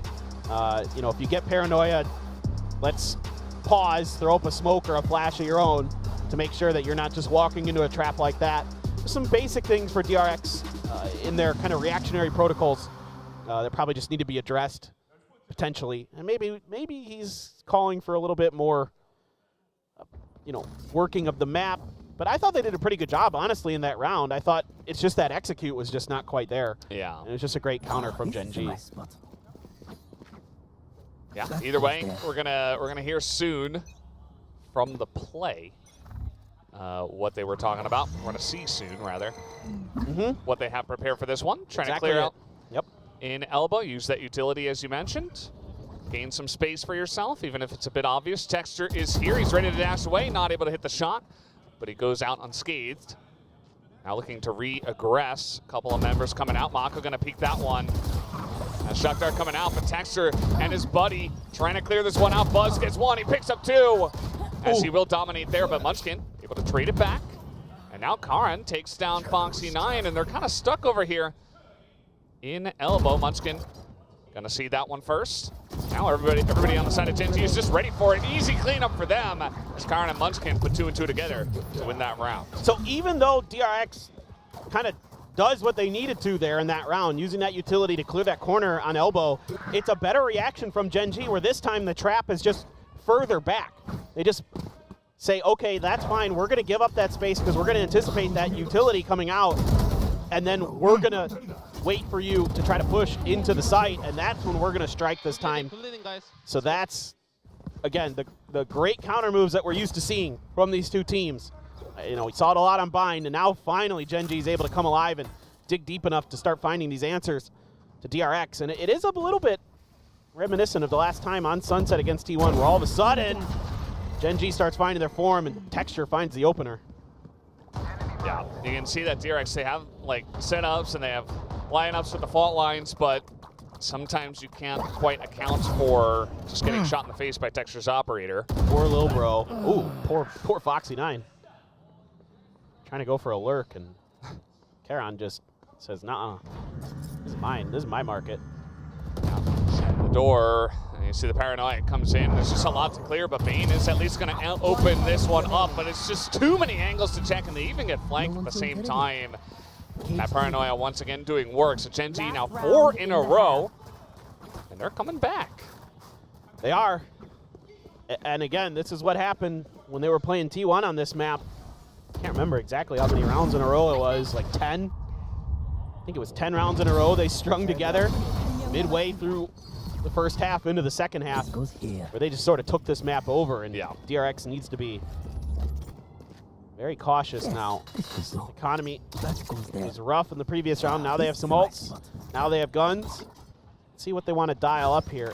The trap wires are very far back for Meteor behind the camera, so he's going to wait for contact before he makes his move.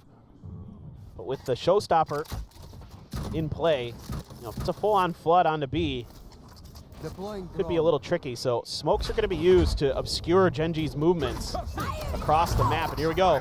Yep. There's that showstopper, but immediately going to be denied. He gets suppressed, but the shot is going to be dropped here from Texture. But this time around, Buzz getting very aggressive, trying to take the back of that site out. It's not going to happen. Texture takes him down. Spike planted. Trade of kills elsewhere, and we do have the coming in. No opportunity for the neural threat, though. No bodies of Gen.G close enough. Just got that out in time before that 0-point hit. Oh man, Karan gonna win that one. Stacks trying to hold down here and Market. He's gonna shoot that down. The swing comes in, but he reads it, and Stacks and Bane hold down the sight. And that will be enough for DRX to pick up an 8th round here. I mean, DRX is so good in post plants. Like the way that Termite gets this team drilled to react to things, to understand their angles they have to be holding, the timings of everything. I mean, Stacks is playing out of his mind today. That helps for sure. They have a 0% win rate when she is in the audience. Oh no. So she's like, please raise that win rate. Which team though? I think it was Gen.G. Oh no. No. Was it DRX? Maybe it was DRX. I think she was mentioning Mako. Okay. Either way, that's kind of a feels bad. Yeah. Well, halftime, DRX, they have the lead, and I feel like that last round is very important. As you mentioned, Gen.G able to streak a bunch of rounds the last time out, so trying to stem the tide before you do get into the pistol, before things get a little dicey, is very nice for the side of DRX. And not an absolute must-win pistol for Gen.G, but man, would it feel good to get a pistol win here, considering they haven't gotten one yet. DRX has been so good on it. You know, Bane using this, get that little extra info. Got to detain into the mosh. That's how he got texture. That's a very nice pickup from our observers there. Thank you for that replay. Yeah, kind of cut off during live, so good to get that extra info. We're getting the fan cheers as well. I think the Gen.G fans certainly feeling the pressure. It would be kind of devastating, as you mentioned before, to dominate the very early parts of the year and then just not go to a Masters. Would feel kind of odd. It would, and it is surprising with how good they looked, but you know, they've had to play a ton of games and it's maybe starting to get to them a little bit. But so close here is DRX. Look at this setup that DRX has. They want them to push through mid. Oh no, the timing though! Yeah, just able to get on in, and they read this excellently as Gen.G push into mid, and they clean it up easily. Now, Foxy9. Oh, re-peeking him here is Munchkin. Okay, Foxy9 able to get one. A chance for him. I mean, this would be one of the craziest rounds ever if he gets this done. I like how Gen.G are handling this. Just waiting, just stacking. Okay, you look at the guy on the top, you get swung on. Karen gonna be able to get the job done. Gen.G online with a pistol win. Finally able to find a pistol win, and is that gonna give them enough juice to get over the line here? This is just a timing thing. I mean, right as they're pushing the corner is when a bunch of utility starts coming, but it's a second too late. And that opens the door for Gen.G to swarm through and get these kills. I mean, that setup looked beautiful. It looked like it was going to shut Gen.G down, but they were just a step ahead. And it all came unraveled. Trying to use that fault line there to slow texture down. They do so. Stack stuck in the corner, dead. Yeah.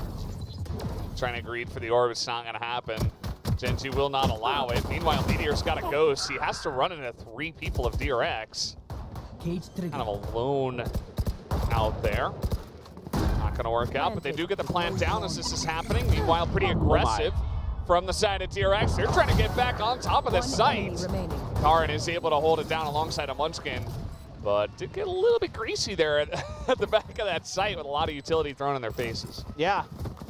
I mean, the timing's pretty good with the util this time for DRX, but the gun situation, not good enough. So now they will have rifles abound. Great play there. Use that fragment to flush out the corner. Easy kill for texture.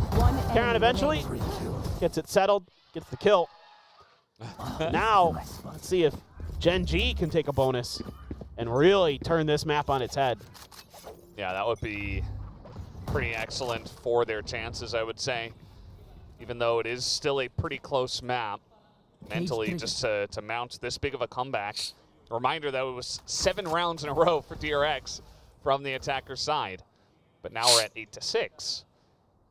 So anybody's map at this point. They are just trying to pressure Stacks, and they do it. The great flashes, great response from Buzz. All right, Buzz is continuing. He wants more. Oh, he wants more. And he runs out of bullets. Meteor able to get on in there, but Foxy behind him. Texture has to put up the cloud burst. He at least gets one. Gen.G trying to swarm onto the B site. Foxy wanted to take the wind out of their sails. He was able to take down one person. My ultimate is ready. There's the neural theft too. That's huge. It's all that info given over. Trying to use this utility to buy the extra space. Does catch. But they can't punish. Play a little ring around the rosy with the pillar, but now they're just gonna double peek. Oh no, Bane is alone. He does get one, and there's the dink. Texture knows it's just one shot, but he needs to get this kill, and he doesn't have that much time. You see the defuse is trying to come in, and yeah, he's just gonna wait for the defuse, and Texture is able to take him down. He holds onto it, and there's nothing that Bane can do. Huge, huge. We got a map on our hands. And Gen.G right back in this thing. Only 1 round behind DRX. In this initial play, the flashes, the paranoia as well to just completely blind Stacks. He had no hope. Was trying to do what he can, but ran out of bullets at the worst possible time. Just overheated a little bit there. Just looking for that one and done with that Vandal, trying to get that instant headshot, but could not connect it on the Meteor, and therefore paid the price. So now Sheriffs for DRX looking for, I don't think we've had a Thrifty yet for our desk. I don't think so. Uh-oh, Texas. What? Oh, but Bane's gonna take him down. A chance at a Thrifty already starting up here, but Buzz is going to go down. So pretty decent chance now for Gen.G to take this one. Big setup from DRX over there outside of A. Watch them run. Where's he going? Oh, he's just getting a little bit of pre-info. So that's gonna force DRX to take a moment to check a bunch of angles. I think that's part of the plan here. Get the info on main just to make sure, then also kind of delay these rotations from DRX. Yeah. Tripwire destroyed. Well, let's see how DRX want to try to go through all the smoke to get in here. And Foxy, No. oh, he's gonna hit it. Oh man, DRX are cleaning up the site. They're going to pick it up. They will get the Thrifty DRX. Unbelievable, just mowing them down on the site.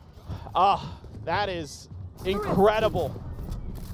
I mean, just when you thought Gen.G was gonna gain some steam, gain some momentum, DRX is right back with some Sheriffs, taking a page out of Gen.G's book. That is ridiculous, Mako. Foxy 9 to the smoke.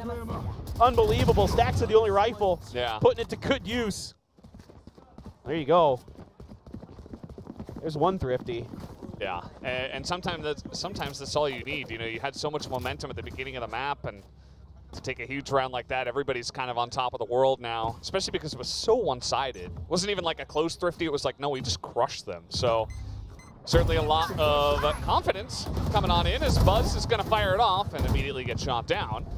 So a very aggressive angle taken there, and he does get punished for it. Yeah, I mean, what a hold spot for Karon. Kind of anticipating where the blast backs would land. Stacks, good for the first. Mako another. Karon trades back. Yeah, good trading back and forth 3v3 at this point in time. Stacks is still here trying to get this info. Oh, but the timing is not good for him, and Karon is so crisp with it. And so now they gotta get somebody over by A. DRX will be spread thin. You see that Gen.G not making a big maneuver just yet. You still have the Cypher utility on B, so they can afford to kind of switch sides as they don't have any contact on that site. Now, that means they will likely be having to play for retake as Gen.G shifting their weight over to the B side. But it will be DRX pretty hot on their heels. I mean, it seems the call here for DRX is, let's just go. They might be able to catch Gen.G in transition. Oh, the timing. They go all the way through, though. Yeah. 30 seconds left. They don't go into tiles, which certainly could have caught Gen.G off guard. Maybe even like catch them as they're moving into market if the timing was perfect. They're still going to be in lobby at maybe a time that Gen.G does not expect. It's going to get pretty interesting. Well, should be 10 seconds good left. info if Foxy can just get a spot. There it is with the cam.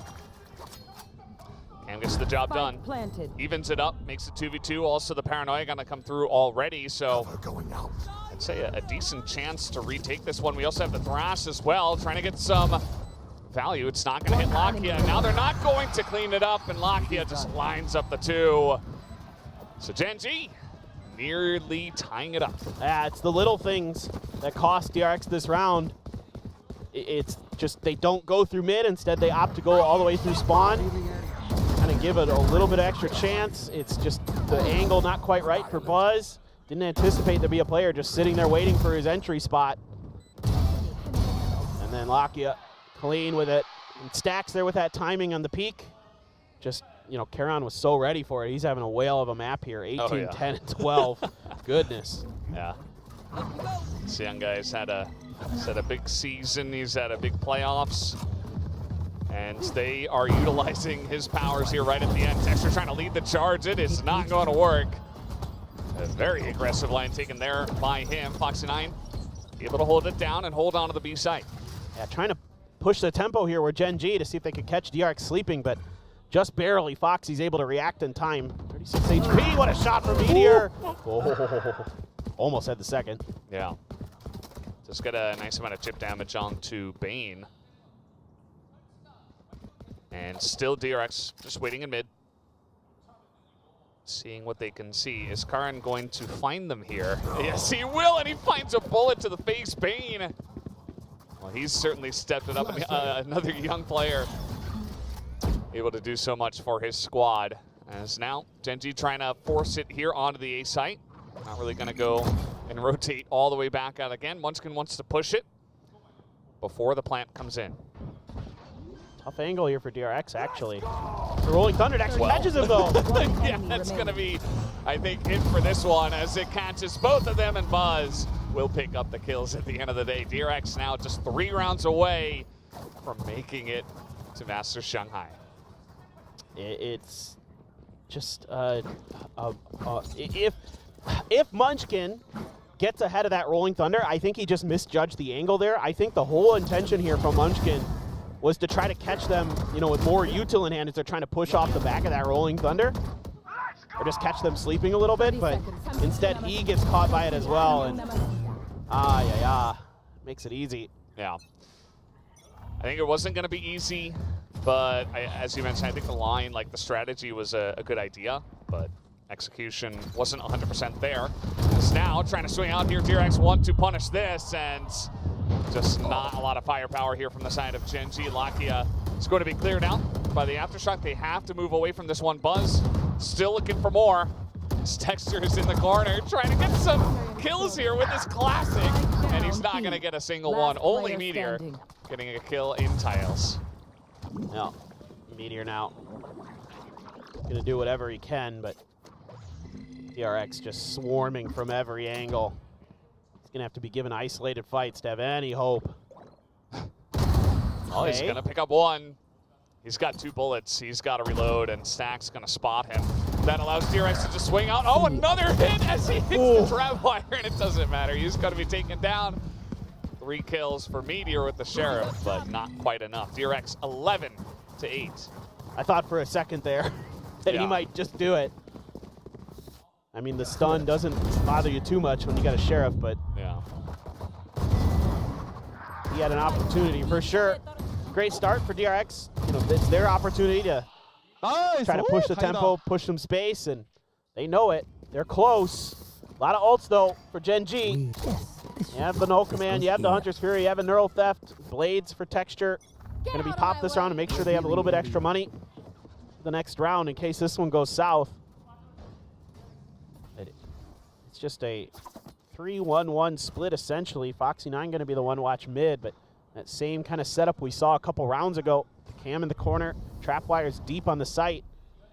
Kind of anticipating that Gen.G, if they do go B, are going to push space. Look at this 3-man push out, though, from DRX. This is so crazy. Oh, Karan, he gets it again. He lines up the one. They're going to push into him, though, as the fault line. They will be able to take him down. Munchkin is right there, and now Texture pushing alongside the 3 of them, trying to make a play for A. DRX, a couple of members also. Actually, just Foxy9. Well, that's the one to Foxy9. He's looking for more, but Texture will take him down. Player standing. Giving Gen.G a very strong chance of taking this round. Although, it is Mako, and we know what he is capable of. Is this too much to ask is really the question. TP to the other side. Lakia gonna spot him. He's making some noise. Texture, he wants some knives in this Omen right now. Gonna hop up again. Some extra shots, and that's gonna do it for this round. Meteor does take him down. As Mako, he really wanted that clutch, but it was just a bit too much to ask. Yeah, and I don't mind this at all from DRX with the push out. It's just a great recognition here by Karan once again. I mean, every time that Gen.G, or excuse me, that DRX is getting aggressive, other than when, you know, it's an eco for Gen.G, Karan's there to stop it. I mean, he did it when Buzz tried to push with the showstopper. This time with this push out, he's holding a good angle. So still hope, and especially that round was huge for Gen.G because it keeps their economy in a good spot, enough where they can buy rifles again. Had they lost that round, they would have been able to probably get some rifles, but I don't think they would have been able to get the full buy. So this is do or die for Gen.G for sure. Couple rounds, use that Null Command, try to push space. DRX trying to play on contact, but right now Gen.G's just a little bit better. Yeah, and they're going to take down Munchkin, but he's got an Null Command up, and this push from Gen.G is quality. But Foxy9, he wants to put an end to it. They should know that he is there, but he's going to take down a second. Gives a chance to Mako once again, but it's not going to happen. Even the shock dart is going to take him down, and Gen.G now mounting the comeback once again, keeping it really close. Unbelievable stuff from Gen.G. I mean, this team is battle-tested, no doubt about it. Been through every kind of situation you can imagine this year. And they show you that there is no give up. I mean, again, DRX trying to show them different looks for where they're going to play contact. But it's just Gen.G who's getting the better of them. They're just cleaner with their shots right there. Now, they're more engaged. And that is going to force this timeout.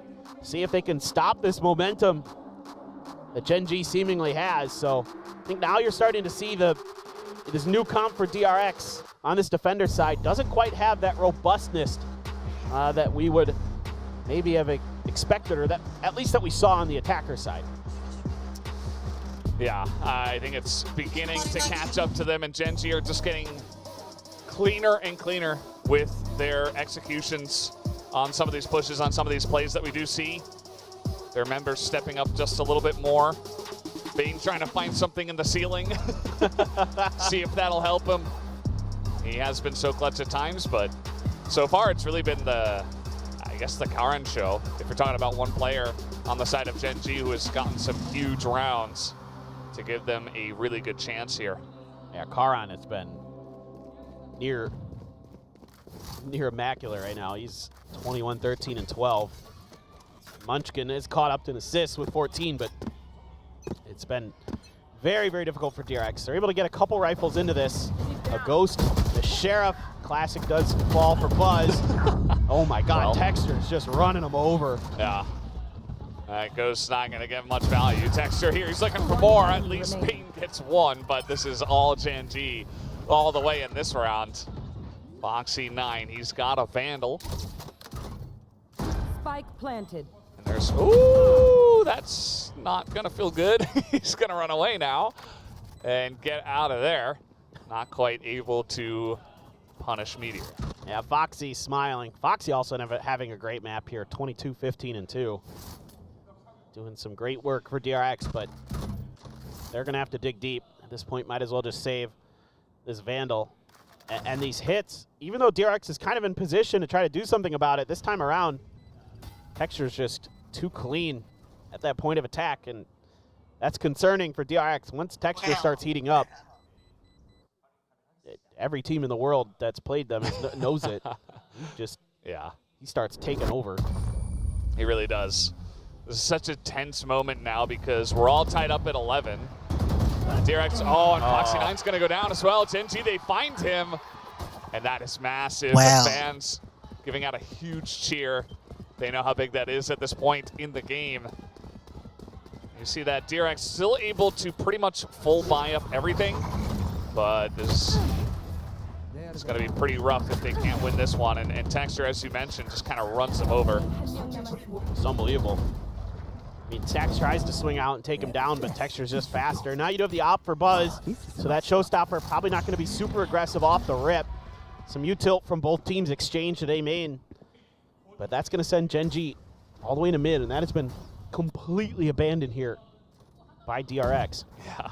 They're not interested in trying to contest that. They are trying to contain A. Yeah. And here we go, full-on push through Link. Yeah, you see that Gen.G read that, and they are in position. And Meteor, he is clean with it. He's going to take down Stacks. And now they just have full control over the A site outside of the lobby here. Mako here with Bane, kind of hanging out, making a ruckus outside of the site. But Gen.G say, okay, we're going to lose that one member. We're still going to plant this as soon as we possibly can. They still have the showstopper to worry about. Neural theft potentially. You can get a kill here for Foxy. Oh, they see him. Got to be so careful there. Look how far back they are, though. They're giving up all this space. They don't want to have to get hit by this showstopper. It's so smart here from Gen.G. Yeah. See if it works out for them. I mean, Buzz still holding on to it. He's going to fire it eventually, and Meteor is, and Munchkin's going to get taken down, but now in the smoke, nearly able to stop this one, trying to spam onto the wingman, and that's going to be the spam down from Karan. Buys enough time, and Foxy takes him down, but there's just not enough time for the defuse. Unreal! Karan is insane today. The fact that he buys enough time for this, but Meteor survives with just like 3 HP inside of that smoke. They didn't think he'd still be in there. They thought the showstopper would have cleared it. Maybe they thought that kill was in there. Unbelievable stuff from Gen.G. 3 health, Meteor. He gets 2 there too. That won them the round. They really did. I mean, just perfect timing, just pops out and gets so much value before they can even react. And as I mentioned before, you know, that was the last full buy for DRX. So Gen.G, they're in the driver's seat. They might just clean this one up 13-11. Might not even need overtime. And that would be huge for them to force a map 3. Give themselves another chance. It's just, I mean, just Gen.G just has done this on this map.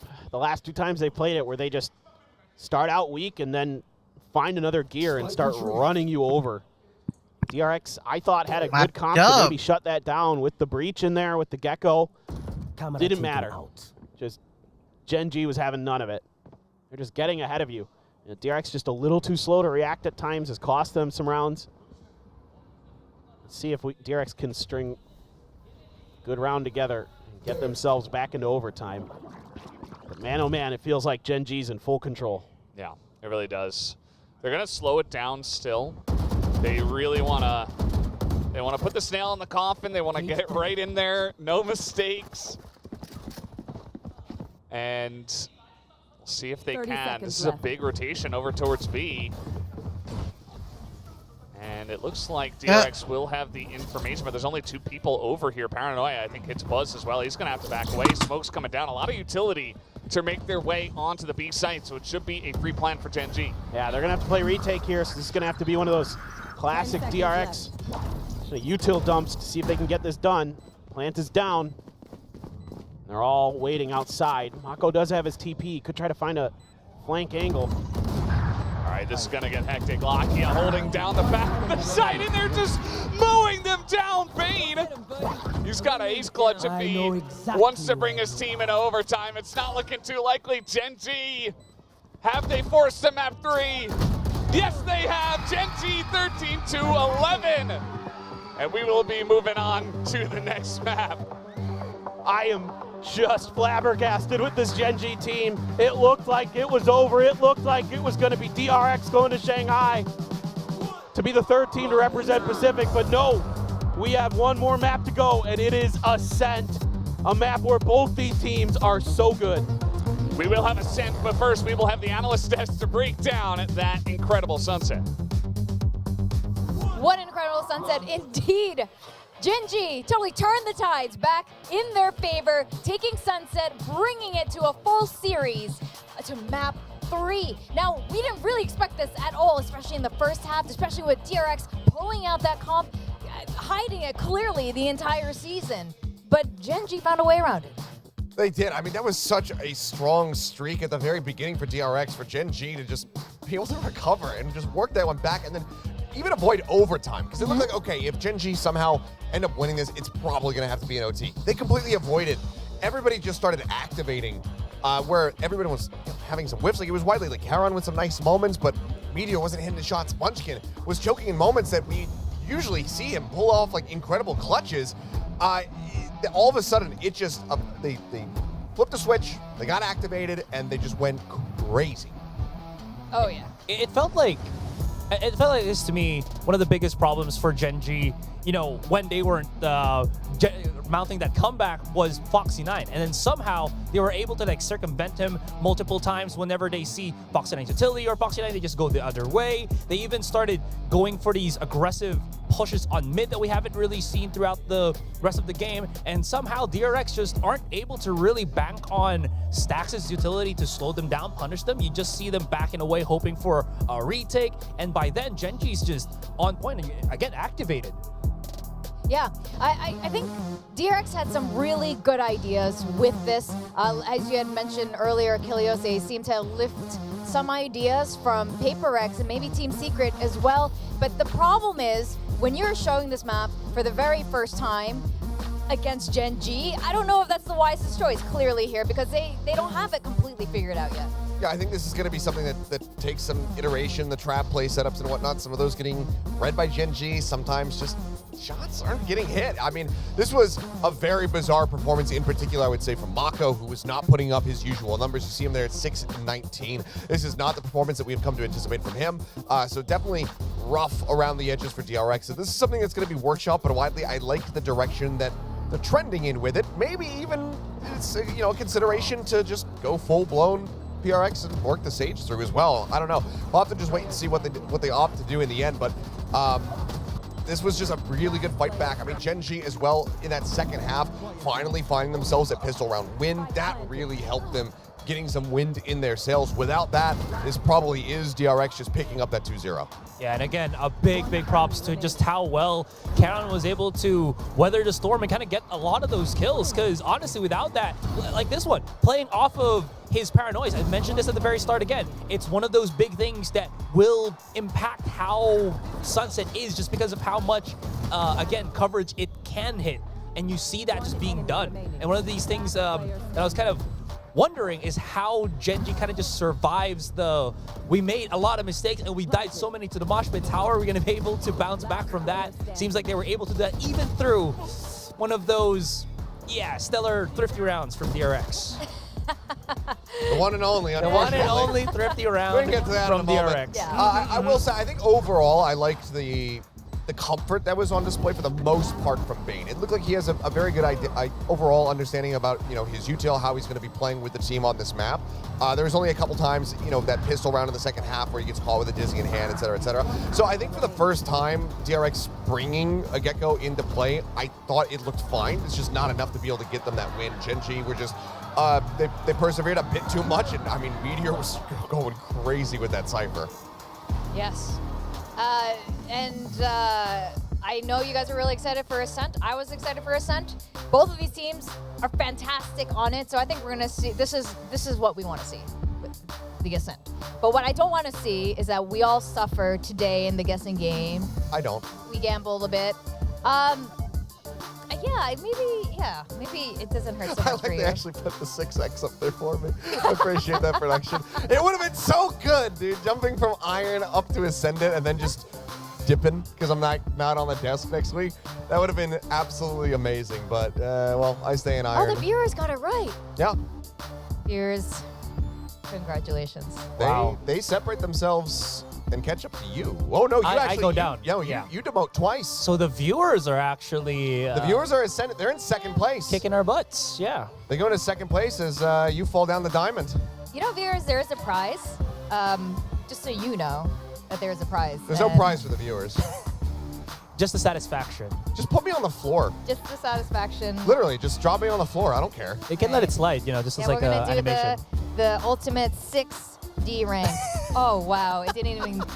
I'm just gonna put you here. Yeah, that's fine. Kilios is down there. Thank you, We cameraman. were like all praying that Gen.G gets like a double thrifty, or at least for me. Yeah. And then Oh, I mean, they did so much more than that. we were doing like just math in our head, trying to calculate like, okay, what's the economy gonna look like 5 rounds out if this and this happen? Like doing algebra and like all of these things that I haven't utilized in years because I dropped out of college. I'm trying to just drag up all this math skill to figure out like what everything is gonna look like, and then it just didn't matter anyway. Yeah, because all the while Gen.G just kept winning those rounds, and it just threw all our predictions, whether it's the guessing game, whether it was at least our predictions for the match today. But again, I'm very excited to see Ascent. I think a lot of us are. I know a lot of people at home and the other teams are interested to see how these two Korean Titans are going to be doing on Ascent. So what are you guys expecting now? Do you think DRX has more up their sleeve? Maybe Gen.G does, or are they just going to play good Valorant as they usually do on Ascent? I feel like it's going to be the latter. I don't think that, I mean, there's so few teams that try to iterate on what has already existed on Ascent. And DRX is usually a slow adopter, so I'd be really, really surprised if they change up. I mean, they already changed things up, so I'd be surprised if they changed it even more. I think we're going to be seeing already what they have, swapped over to. I think that is going to be the case. If they come up with anything else to really try to surprise Gen.G, I will also be shocked. Yeah, I mean, that's just going to be straightforward for... I think the straightforward for Gen.G here. I think the problem is going to be that lack of initiator, I think, right now for DRX. Sure, you're going to have, Mako and Bane going to be playing on both the Viper as well as the Omen here. Consider if they're going to be, using this composition. The problem with that is it feels very easy to circumvent. You kind of just play around the wall, you break it down, and then you don't have that threat of the recon dart anymore. It doesn't feel like it's going to be able to stop what Gen.G's going to be planning, at least from, Yeah, I mean, I have to see how it's going to be looking, against a team that isn't PaperX. But ultimately, I think if they do make any changes, it's just back to bread and butter. It would be back to, trying to work just a standard composition, having that KJ come in instead of the Cypher, et cetera, and then just running that single controller. If they want to make any adjustments, but I just don't know if the turnaround's there. Granted, they do have an immense amount of experience, obviously, in playing a more stock standard Ascent composition. But is a 24-hour turnaround going to be enough? Because obviously we hadn't seen Sunset from them yesterday. So, who are your key players going to this map? We kind of, at this point now, we've established we're expecting to see the usual comps. We have seen a fair bit of their gameplay so far, and we were looking at the rookies in the last two maps.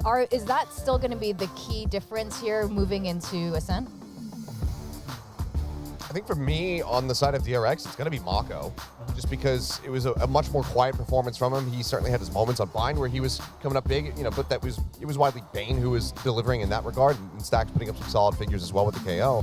I feel like we need to see a leveled up performance from Mako, which is not something that I say very often, but going 6 and 19 or whatever it was there on that Sunset, it's just not a good look. So if they want to be able to close this out, if they want to be able to inspire all of the fans out there that they're going to be able to go over to Shanghai and do some damage, be able to compete with the other squads that are out there, because Leb's looking dangerous. Oh, yeah. Obviously, PaperX, something that you might, that's another team that you might have to play against again at that international. Then I think we need to be seeing those Mako-esque performances. Yeah. For me, specifically in this game, I think it might be Lakia for Gen.G, just because of the fact that I think him and Carpe are the players that had the most impact on Ascent with an Odin. And we know how big the Odin impact is on this particular map. So that's just something that I'm, throwing out there into the ether. Yeah, I think that's a really, really fair point. Achilleos looks so excited about that assessment, but it's true. It's true, Achilleos. I know you don't like the Odins, but they are really impactful with that. So, how are we feeling about predictions now? I mean, I still pick Gen.G and they're bouncing back, so I'm okay with this. Okay. They're bouncing back, but I mean, DRX, if nothing else, they have had ironclad mentality in the past. I mean, you don't get that run back they had at Champs versus Billy Billy on that Lotus map without having really strong mental.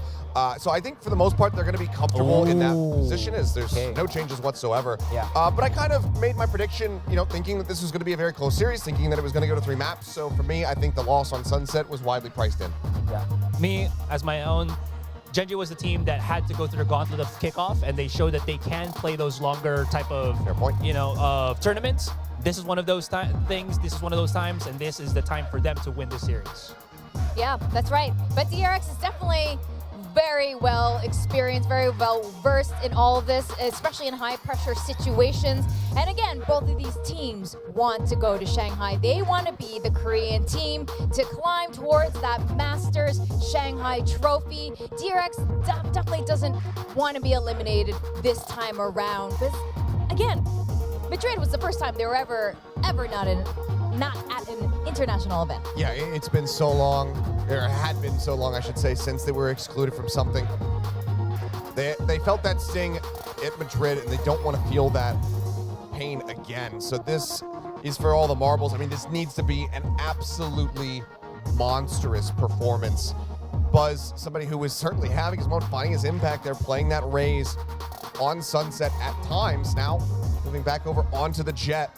See if he's going to be just as impactful. But Texture, it was a soft start for Gen.G when they played this map just yesterday. But he's a bit more fired up now. So this is going to be a big battle between those two, especially when operators come into the mix. Yeah. Seeing a face-off between Buzz and Texture is always really exciting when they're playing at their peak performance. And with the two on the Jet and Ops, I don't know, this kind of face-off never gets old. It's always really fun to watch. Yeah, absolutely. Another thing that I am also looking forward to here is how big is the impact of Foxy9 once more, right? Again, I've mentioned how more focus he has been on playing at that Cypher, and it's gone to the point where DRX are comfortable actually bringing out this kind of modified composition coming in to Ascent. That being said, though, one of the biggest counters to the Cypher is going to be, you know, that Sova on Ascent. It's a lot more easy to kind of figure out where the tripwire setup's going to be, how impactful is his setup's going to be, at least on this defending side. That's going to be something. I'm not pointing out the gunplay anymore because he's been stellar throughout this entire series, but just something to point out, because if that's going to be a lack of like defensive posture here for DRX, that's at least a cause of concern moving forward into this final map in the last series.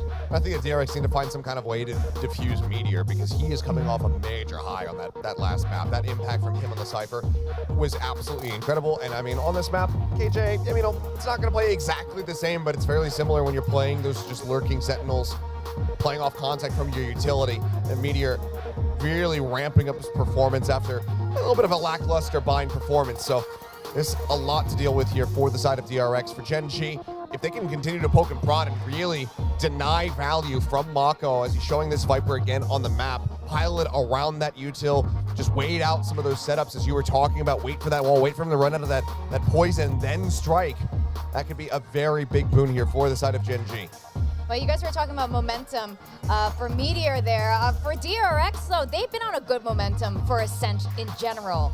As a map, I mean, there was the one map that they took from PaperX. Gen.G, on the other hand, while they are very strong on Ascent, they have been, you know, the losses that they've had this stage one included Ascent. Yeah. I'm hoping to see better pacing from them, though.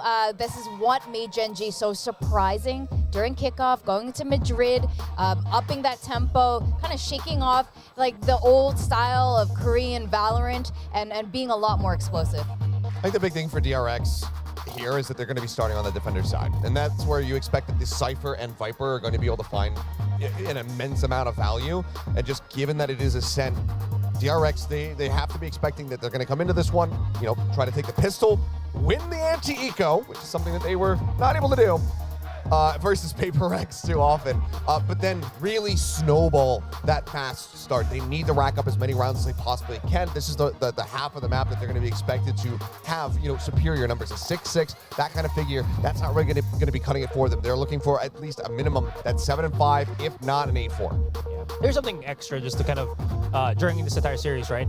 Both Munchkin and Stax on their KOs, on that Game 1 and Game 2, both had 17 assists. So Stax on the bind, while Munchkin had 17 as well on Sunset. So you kind of see how big of an impact the agent is, and now coming into Ascent, that he's got a lot of that, you know, a lot of that important KO blades, null commands. This is really going to come in key as well, just to kind of, you know, deter those Sentinels. All right, it's the do or die moment. The audience is going wild. How are you feeling? Casters, Paper Thin, and Valdez, take us through this very last map of playoffs. One more map to decide who is going to make it on to the next round of playoffs, on to Masters Shanghai. It can only be one, DRX or Gen.G.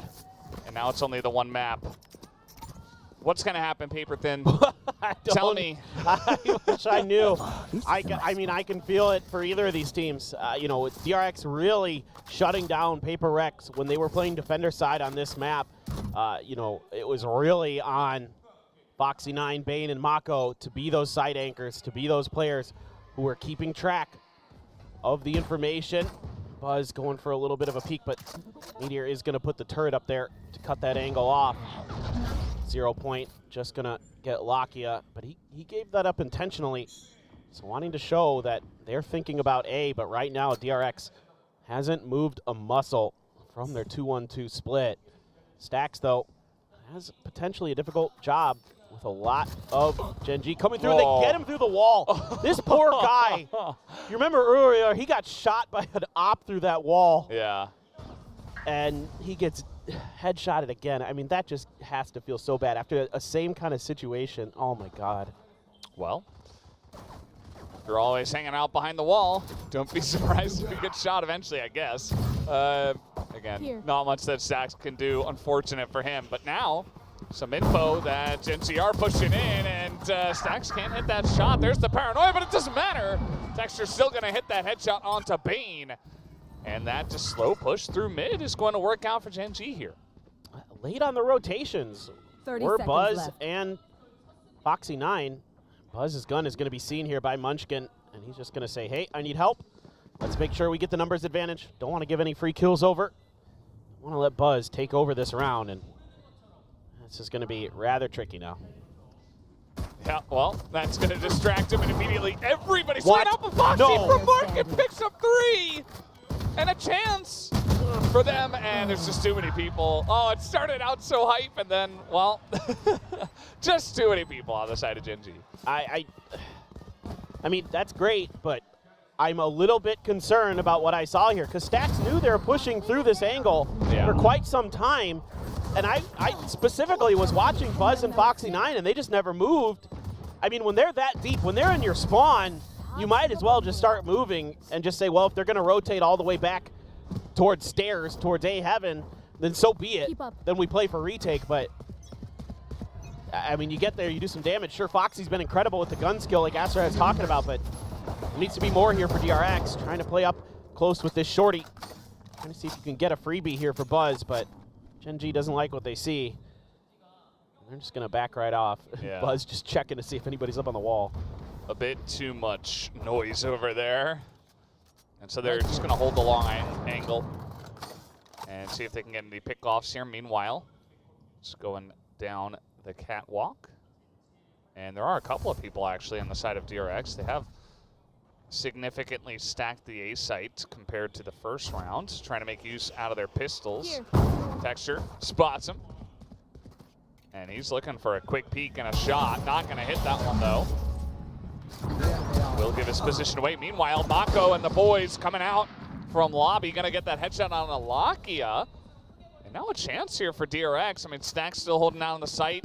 They should hear this rotation from Foxy9's call. Going to get that cage up, and there's the Sheriff shot as well from Meteor, trying to turn it back around. Karin gets one as well. The rest of the team is here on 30 B. seconds left. But look at the weapons that each team has. It's pretty even. Texture needs to find this shot, but Stax doing a good job juking and jiving. Didn't get hit. But this is, in terms of weaponry, you know, you got Sheriff's, Classics, and then long-range guns on both sides. So definitely doable here for DRX. They need to get it. They need to get going. Time's already ticking. Yeah, they're really taking their time with this one. Just trying to set up 3 people coming from multiple different angles. Texture just waiting. But he's going to be suppressed. He's going to look for this angle. Does get that one shot. Looking for Mako as well. Gets flashed for quite a while. Throws in another one. Eventually is taken out. But they're really running out of time here. Stax with the jump double. And then the spike's going to go off. So does get a couple of kills at least to build up that up. Yeah, I mean, look, as far as ecos go, that's about as good as it gets without getting a win. So for DRX, you know, you're able to do quite a bit of damage economically. It wasn't a super heavy investment for Gen.G. Mako gets a 3K with that Guardian. Stax just bouncing in here, so trying to stay positive. Stax still looking pretty well engaged. And big round now for DRX on this defender side. You really want to start streaking some rounds together. See if you can really put Gen.G on the back foot. Economically in particular, half armors for Gen.G, full armors for DRX. They're going to go fully invest in this. Use that cam to watch this door. Just one trap wire. The other one going to have to be placed at mid, kind of as that pseudo alarm bot, since DRX doesn't have that killjoy. Still need to keep track of that info in that area of the map. Mako going to be the one holding short A. Usually this would be the KO, but this time around they're opting to try to hold this with a different player. Well, they're going to get this smoke down as well from their Omen, and no push yet to come through. So Gen.G just trying to essentially not make too much noise outside of mid, which they are making a decent amount of noise, and now a couple of members are pushing in. They've gotten a lot of utility out, though, and a lot of info here. They know that that snake bite came out from Mako, but positions being abandoned. Meteor not catching the first. Is he going to see Mako? Recalling my bot. Just 30 seconds barely left. Not much time left now. They're shifting back over to A. Oh, Bane. He's going to get away from that one, and now looking for the trailer. Stacks will go down. A nice little lurk there from Meteor. Now chances there moving in on Heaven. They're going to take down Foxy 9 immediately. Mako does get a spinning Lakia, but now it's only Buzz alone. There's one headshot. Up in the 1v2, the plant is going to come in, and there it is. The double peek immediately comes out from Gen.G, and they shut that one down. So 3 in a row to Gen.G. I mean, unbelievable. You know, Gen.G had just enough to get the rifles and the half armors, and they're able to put it to good use. I mean, they're getting so deep into DRX's lines already, trying to do, you know, what this comp is kind of built to do against this other comp. So basically, DRX, right, has to rely so much on the Cypher utility and on the Viper utility to control the map. And they're being really patient. They're waiting out for those positions, waiting for that utility, clearing it, and then taking their time. And that makes it really difficult for DRX to be in the right places at the right time. And they're getting caught, giving up that pizza and market space. And that's working a treat for Gen.G. Now, some spots for Foxy. That's going to send Mako in to try to go for anything, but it's just going to be thwarted. Yeah, that didn't take very long. And now looking for extra here. Speedy are going to clean that one up. Picks up a 3K as he gets that easy lineup in mid, including the plants here for Gen.G. A flawless round to them. Well, now you're going to get the operator for Buzz and the rifles for the rest of the team, but it doesn't feel good right now as DRX. You're just really just losing control of this map. Particularly Meteor here in mid has been an absolute nuisance. Of course, the better weaponry there definitely helps. Nice. The Gen.G fans are really getting into it now. Yeah. Now you've got a lockdown and a null command to make things worse here for DRX. Trying to play around that is very difficult. DRX taking a lot of space at A. You So should run. should be able to get the read on this, especially with this lockdown, that it is going to be B. Mako's going to try to exit. And he will be able to do so using that toxic screen. Yeah. Cage as well, and a lot of spam just to try to stop them from getting in, but that's an omen with the spike, so just going to pour it on in now. Going to move past that as the flash comes in, and it's a 3-on-3, and Gen.G are making it work, but Stacks on the back of the site is going to hold down the fort. We do get some information on where he is, though, and now Buzz just left alone at A, not able to find anyone, and he's looking to come in here late. The timing here from DRX just feels a little bit off because it's like they forget about the flash, and it just cost them that round. Buzz tries to go for the shot, but he had to basically connect with that to have any hope of having the time to get in there and get the defuse, and he has to save that op at this point. But really, that round just came down to DRX pushing out towards the switch and getting nailed by a flash and getting run over. There's a TP in there from Karon to get in the back of sight as well eventually, but caused a flank angle. But yeah, that one's a head scratcher, man. Yeah, that one definitely looked a little bit messy, and Gen.G just throwing a flash. They're out the site. Decent fight back. I mean, even though, you know, the setup wasn't great on the side of DRX, you know, they get some kills back. Stacks picks up 2, but at the end of the day, I guess that's the sound that it makes when you get multiple kills. I couldn't quite tell. He got a pretty sick 3K in there. Yeah. He's having his fun. And now, finally, DRX going to call their timeout. Well, this is the first map where DRX hasn't come out the gate swinging. And, you know, it's been Gen.G who's able to bounce back. So now it's on to DRX to show that they can do the same. Having to invest this early timeout. It's going to be tricky the rest of this half for DRX to get their bearings, get their feet underneath them. Because right now, Gen.G is just having their way with DRX. It is, every time DRX tries to do something a little bit different, it's just read really well. You know, Gen.G, they're just one flash and into the site they go. So we'll see what the changeup is going to be. Pretty curious about how they're going to address mid control, maybe shift Buzz with that op into there to try to help out a little bit. That would be my suspicion. But Gen.G's done a pretty good job of reading some of these post-timeout setups from DRX. Instead, it looks like maybe Buzz is going to try that B main door. He's doing this a lot against PaperX. Yeah. Pretty successful. Yeah, don't mind it, you know, try to clear it out, but going up against Killjoy, the turret's going to spot you. Didn't want to reveal that it was the op. Yeah. Held the shot. Here we go. This is what Gen.G's been doing so well so far. Oh, Buzz, you're screwed. Yeah. Oh, I mean, my God. They just know where he is. What? Oh, the shot's going to come through, and Stacks of Bane there as well. Just holding all the angles into market. And they clean him up. Wow, Buzz not able to hit that shot, though. As now potential res onto Munchkin, and a chance now for Gen.G to turn it back in their favor, but the paranoia comes through, and Bane is able to clutch it at the end. What is that round? I thought Lakia had the ace. Oh my God. That round was a roller coaster. I thought DRX was screwed. Then all of a sudden, they come through here. Bane gets one, Stacks gets one, Buzz gets one. Buzz gets another. Lakia goes for the res. Sick, opera, get the operator. Oh my God. Screaming it just to make sure. Oh my God. And throughout the chaos, they hold on to the operator. Although now Texture's got his own. So potential for some crazy back and forth operator kills here. But yeah, that was just insane. I mean, I need a defibrillator after that round. Goodness. Can we get Paper Thin back online, please? Yeah. I need that KO res right now. He's down on the ground. Hands and knees. Right here. Scanning ahead.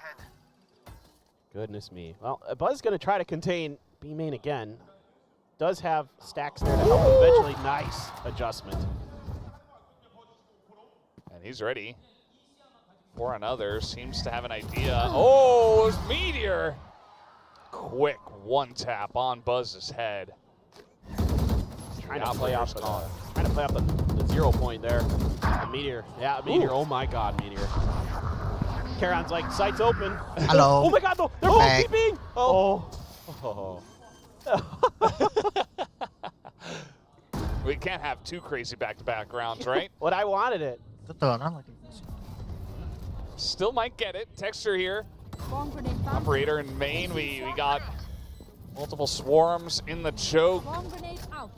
Paranoia goes through market, but Foxy's still holding on to this angle as they will attempt to get into Meteor's line of sight, but Texture's lining this one up, and Foxy, no! Just lets him sit there and get a second shot.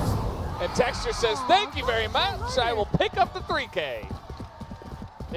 I mean, Meteor just breaks this round wide open. Oh, yeah. And it's just getting on the other end of the angle that was expected by Buzz.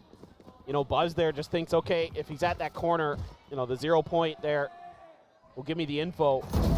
And, you know, he's just looking the wrong way. And then he just wins the duel against Stacks. And then it's, oh man, I mean, Foxy certainly wishes he could have that one back. My God.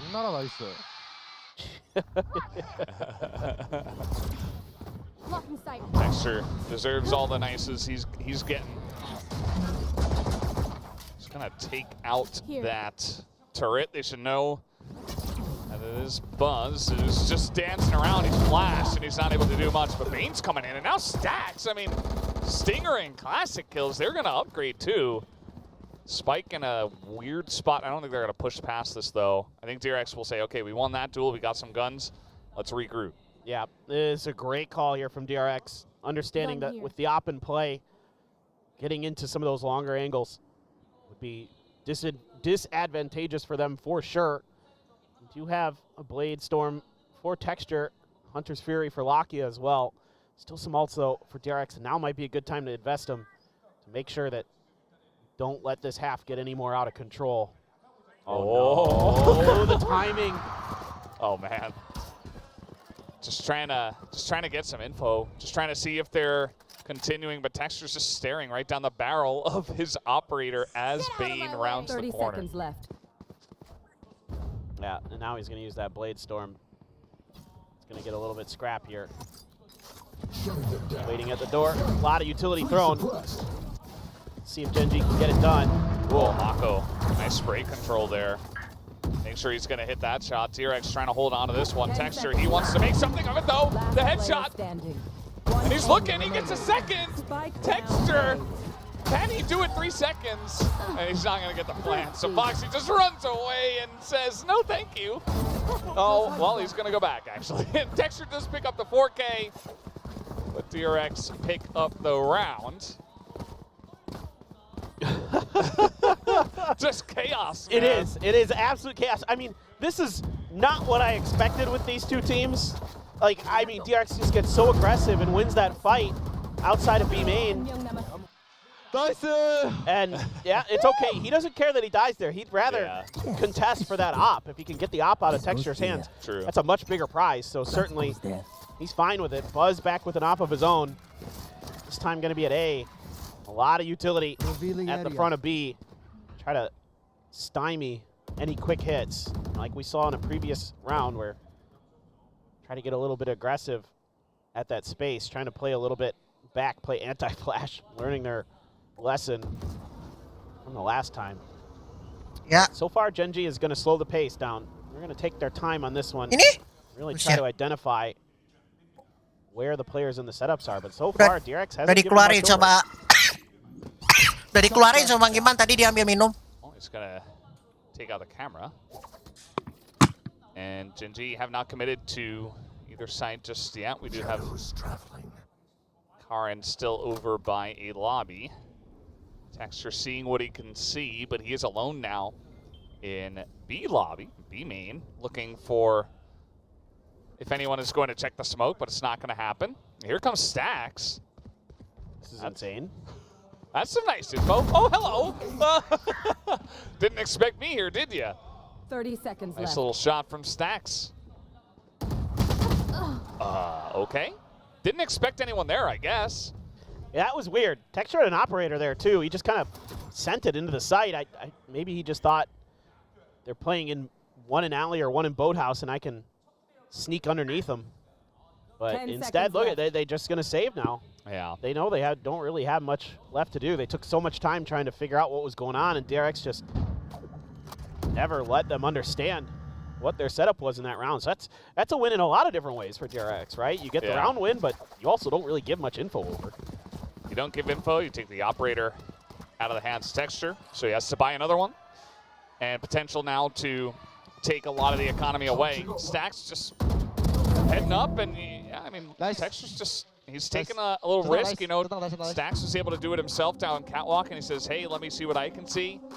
Maybe I get a pick off here as someone's rotating, but doesn't quite happen. He just goes down. So 6-3, and Gen.G will call their first time out. Yeah, let's see if Gen.G is going to start exploring mid a little bit more. That round felt very outer edge heavy. Now, part of that is because Stax just walked up mid and got a kill and kind of threw the round into chaos for Gen.G, but maybe now they're going to try to take advantage of that, see if they can, you know, post Texture up at top mid or something, or maybe at tiles and look down short, see if they can clear some space that way. The pressure is immense on these two teams. I mean, oh my God. Saw Buzz's face. It's like, oh man. Every round is like pulling teeth for them to slowly pull this one back. It's even more stressful because you just lost 11-13 on Sunset, right? Like, I'm sure in a lot of ways you don't want to think about it now, but I'm sure in their hearts they might feel like that should have been their map. No doubt. I'm also curious to see if there's some kind of play here to look for the Hunter's Fury from Lakia. Try to break some space open, whether that be a play off the drone or just a guess on the positioning of DRX. They've been showing a lot of different looks here now. Kind of digging deep, and now Mako's going to invest the pit to take B main under his control. And he's going to have the escape on the other side of the door. Alarm bot put in there. Mako knows. Stax is sliding in to help. They're going to move the camera into mid. I like this adjustment here from DRX to give them a little bit more time to react to the mid pressure that has been so successful for Gen.G. Yeah. You see Meteor trying to throw some stuff into that pit rather, and immediately gets shot down. So he's like, okay, well, we're probably not going to go that way. And that's exactly what Mako wants. Still going to hit him with that, actually. Paranoia coming out. Texture now just kind of moving down mid, but this camera position you talked about could be huge. I think definitely going to be unexpected. Well, they did clear it, but I have some info. Uh-oh. Send the Hunter's Fury. Yeah, good util dump there to prevent 30 seconds Gen.G left. from being able to comfortably execute. And now you're cutting down the time. You're going to force them to make a move. Yeah, they're coming in quick through tree, and this is going to be heard. Buzz waiting for it. What? And Karin got that kill. What? And now they're just going to make their way through window, and that's another one duel going the way of Karin. I don't know how 10 DRX didn't seconds win left. those. He got the chop on the Karin both times. This is now Texture's holding the spray from very long range. That's a plant here. It's all up to Stacks. I feel like he should not have been alone in this round. I mean, this is a heartbreaker for DRX. They played this round really well, but just a whipped op shot, and that screws the round because it opens up that extra angle for Gen.G to push in through short. That's all it takes. I mean, you can't be missing those shots if you're Buzz. Sometimes, you know, you take all the time in the rounds, you're really planning out every move, every inch, every piece of utility, and then other times you just win a couple of duels, and that's all it takes, you know, like, sometimes. So that's pretty easy round win at the end of it all, going the way of Gen.G. 7-3 here. Yeah, I mean, I really like the way that DRX played that round, but at the end of the day, you gotta shoot people. Jeez, that's great from Karon, though. I mean, that's all the credit to Karon. 10 seconds He's left. crazy good today. He's so on point. Yeah, he's just chilling. He's vibing. Just hanging out. Just bustling in his chair. All right, let's see what Gen.G have prepared for this one. An early dodge up the 0 point to try to obscure information from DRX, but you've got Mako and Foxy9 here. They're going to make a quick hit and see what damage they can do. Yeah, quick hit goes in. Texture, he is spotted, but he's just running around, just making a lot of noise, trying to create space for the team, and now Mako underneath, and the rest of the team is able to follow up. Didn't take too long to get onto the site, and 4 people from the side of DRX cleaned it up. Yeah, this is really good work here from Foxy9 and Mako. They don't necessarily need to just, you know, completely obliterate them on the attack. They just obscure themselves and buy a lot of time and make it really uncomfortable for Texture to find any value on that entry. That really shuts that round down. So it's over to Buzz, who shifted back over to the B side. That operator hold down this angle. Can't quite get the first shot. Good read to just wide swing that one, and now they're trying to pressure the operator as much as they possibly can, and Buzz just doesn't have any way to get out. No dash available, and that's going to be a plant now for Gen.G, making things interesting. 2v4 position for them. Bagi not gonna get that flick. And Munchkin picked up the operator. Can quick swap out after the first kill to his Yeah. rifle, though, so. This is pretty smart, I think. Yeah. And he will do that. That's the one. You see the smoke coming down. That's the second. Make it 3! Munchkin! No way! Oh, he's looking for the last, and Mako's going to swing out on him, as he doesn't quite expect him that close. But Munchkin making it very interesting there, taking a lot of guns out of the hands of DRX. Oh my God, Munchkin is so good, man. The guy just individually is outrageously talented. That's why he's one of our players that has more than 1,000 kills. Yep. In Pacific. Stuff like that right there. Just never in a million years. Like, do you think the player could pull this stuff off? And then it's just Munchkin, who's so smart with it too. Just knew that op was a one and done. You can see there was a big nice and then a big breath, and Foxy9 talking about the next round. It's always about the next round, always about maintaining that focus. We're all losing our minds watching this, but the players kind of have to hunker down and make sure they don't get out of hand with their emotions. Still have a null command, the neural theft for DRX. Stacks taking a position we haven't seen from DRX yet. Tuck a player into that cubby, but now he had to reveal it. Had to clear that knife. Paranoia to clear him. Oh yeah, that Paranoia's getting so much value. Texture gets in, B is gonna be shot down through the wall. That Odin getting a lot of value, and now Buzz has to get aggressive. He is gonna hit one, but they are swarming at big time. Down he goes, Meteor with the headshot. And okay, Foxy9 does get one, but immediately is taken out. Mako has to pull off a 1v3 clutch. Yeah, I mean, it's an attempt at trickery that's just read perfectly by Gen.G. You know, no confusion. Once that 0 point is out, and then it's an immediate paranoia, and there's just no hope. DRX. Oh no, boy. the one Yeah. way. Wait, they didn't see each other. Okay, Karin, he's just too good today. Quick on that one with shutting down the clutch. 8-4 now in favor of Gen.G here in the first half, and that was on the attacker side of Ascent. It's very clean stuff so far here from Gen.G, and DRX can't quite get their footing.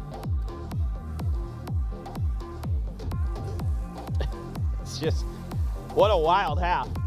I mean, that is not what I expected out of these two teams when it came to Ascent. I mean, I thought this would be very methodical. It would be very sort of like trade for trade. Like, you know, both teams generally are really well versed on this map, really thoughtful, really diligent, but it got scrappy in there.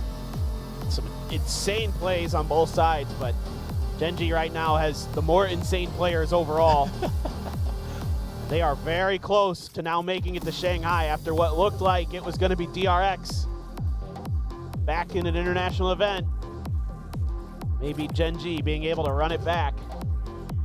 But DRX, look, if you're a DRX fan, don't lose hope just yet. They're really good at their attacker side on this map, and this is Pacific, folks.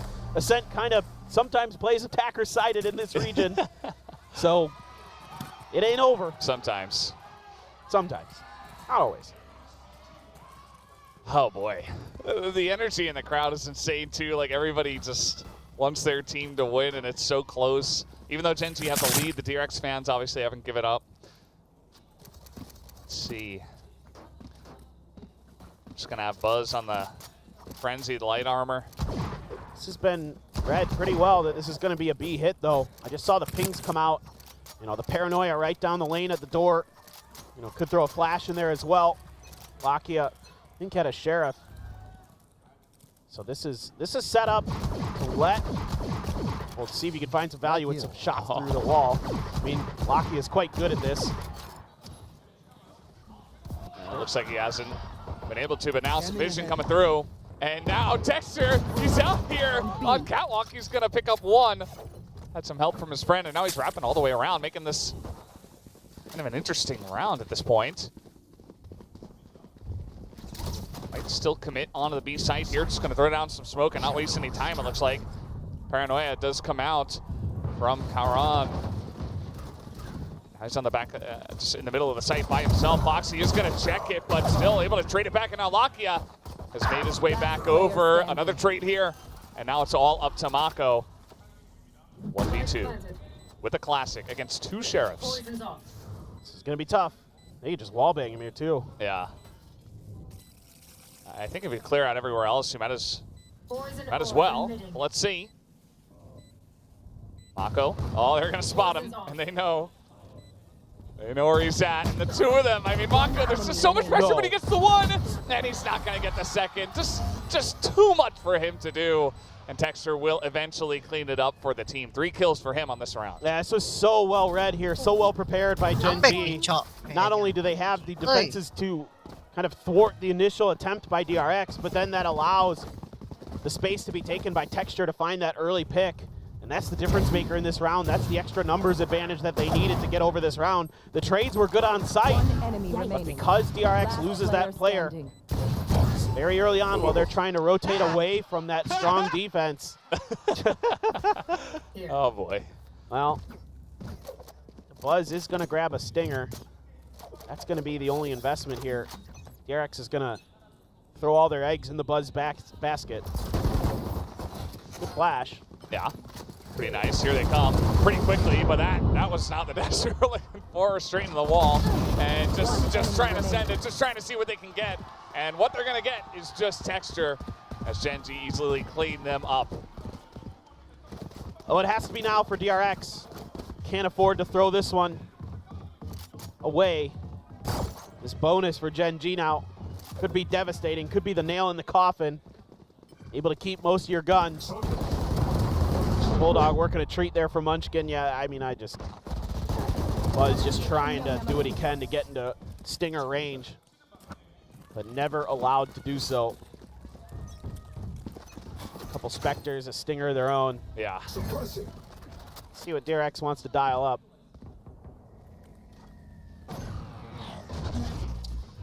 Just trying to clear out wine. See how many people exactly are over there. Meanwhile, they got a push coming in through mid.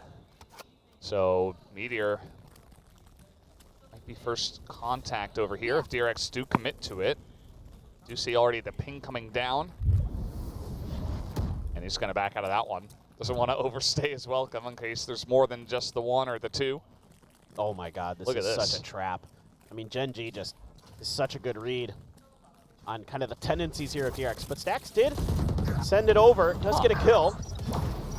Yeah, I mean, there's 3 people over there, and he was just able to essentially isolate a 1v1 with his pop flash, get a headshot, and back away. So huge value, but now Meteor on the back of the site, he's only going to get one. As Bane will take him down. This time looking pretty good for the side of DRX. If that's a Phantom, Meteor wins that against Bane. It's only a Spectre. Stax just gets sprayed through the smoke. They know he's going to hide there. Too obvious. And now, a 2v3 retake. You see that trap wire over towards Market. See if they can handle that. Texture gonna get paranoia. Being pretty low, but he's gonna buy a lot of time for the team regardless. Texture, he's gonna be spotted here as well. And the camera's just watching him the whole way. Has to take out the trap wire now. Only now can they try to go in for this push. Bane, yeah, okay, a couple of kills going the way of Gen.G. And Mako, it's going to come down to the 1v1 at the end of the day. And not enough time to go over the defuse. And Mako will win the 1v1 as well and survive. Ooh. Oh boy, it's so costly though for DRX. The funds going to be lacking for the full buy. You already see a Guardian, some other guns are going to be coming through. I mean, great start to the round, but again, the gunplay and the patience from Gen.G is so good.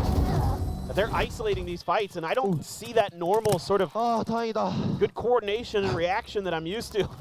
Yeah, you can see it's a huge sigh of relief, and yeah, he's just saying, thank God, like, Bane knows how close that was. Saw one of his streets, he wasn't even looking the right way, he was trying to check the corner. Was able to pull it back for the kill, but... And I love this Outlaw purchase here from Gen.G, because they understand the economic situation that DRX is in. They understand that they have to mostly go for half armors. So this is so smart. Good recognition here by Gen.G, but getting really aggressive with this is Texture. And Namako's just waiting above him. Well, Munchkin, again, there's going to be the stack and tree, and this time they're ready for it, as now the Paranoia is going to come out, trying to push onto this, and that Outlaw's not going to get much value. Mako does win that trade, as now lots of flashes and flooding into the site is DRX, as down will go Munchkin. DRX make their way onto A. That was scrappy.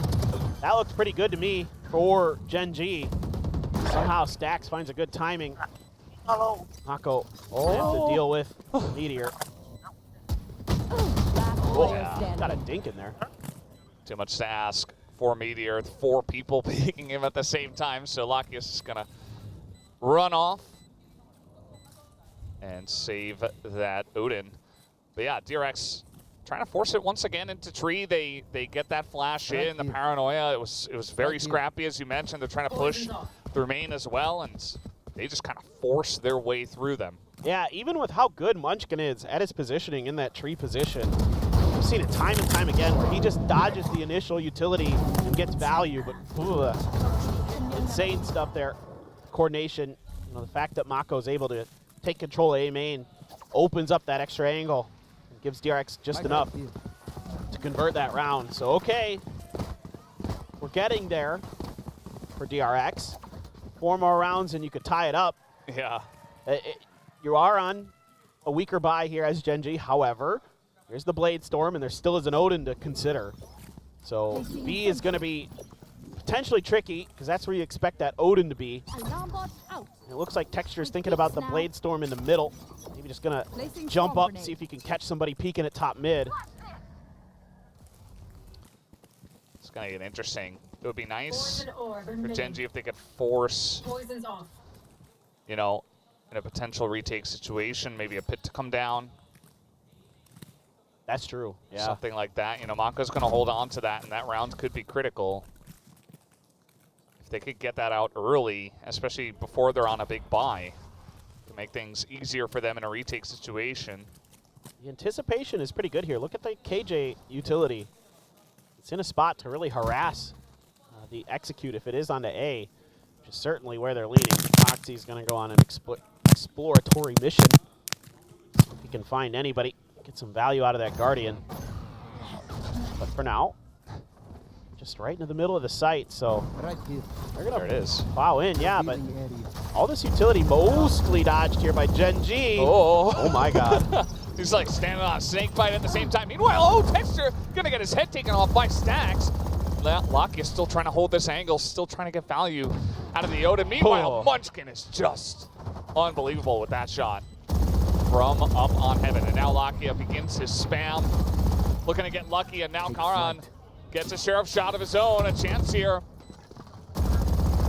Oh my God. Oh Oh my man. God. They get the vision. Mako also going to get this shot in through three. He's going to pick up a second one. Tries to spam. It's not quite going to happen, though. And DRX will hold on to the plant just barely. Oh my God. I mean, Gen.G is so freaking good with sheriffs. It's unbelievable. It's not fair. It is not fair. You're absolutely right. I mean, Munchkin and Karan doing so much damage. I mean, I know Karan's not popping off on this map, but he's been so instrumental today Oh, yeah. for this team. Stacks, great anticipation. Mako not ready for that flash. Good pop flash from Munchkin.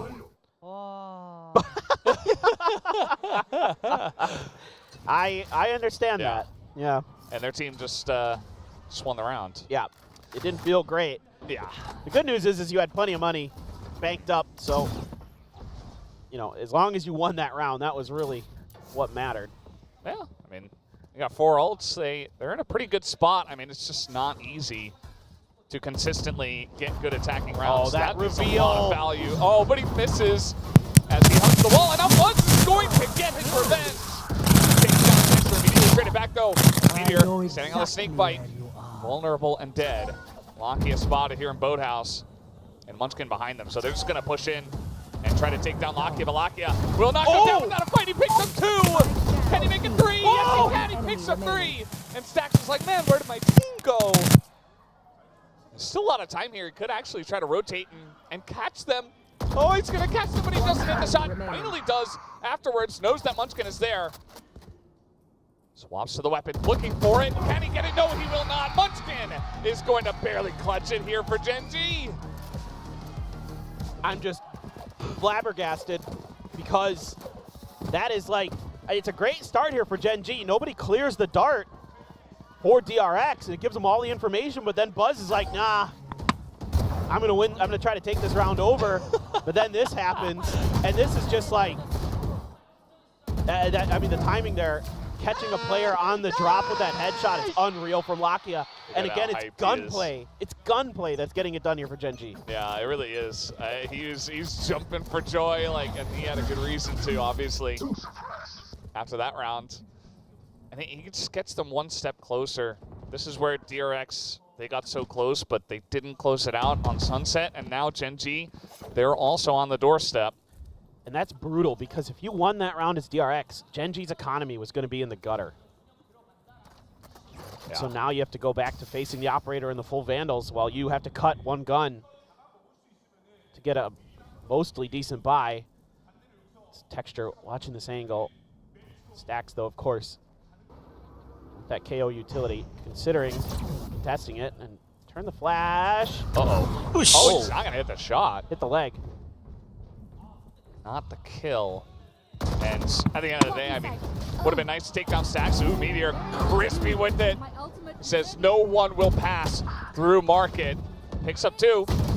And now Monko's gonna walk on up on Alakia. Texture is here. There's the lockdown. Gonna be taken out as well. This push is coming in. Meteor just waiting for them. Takes out the 1. 30 seconds. This plan at least will come down, but Gen.G have a pretty good shot at retaking this one. Oh my.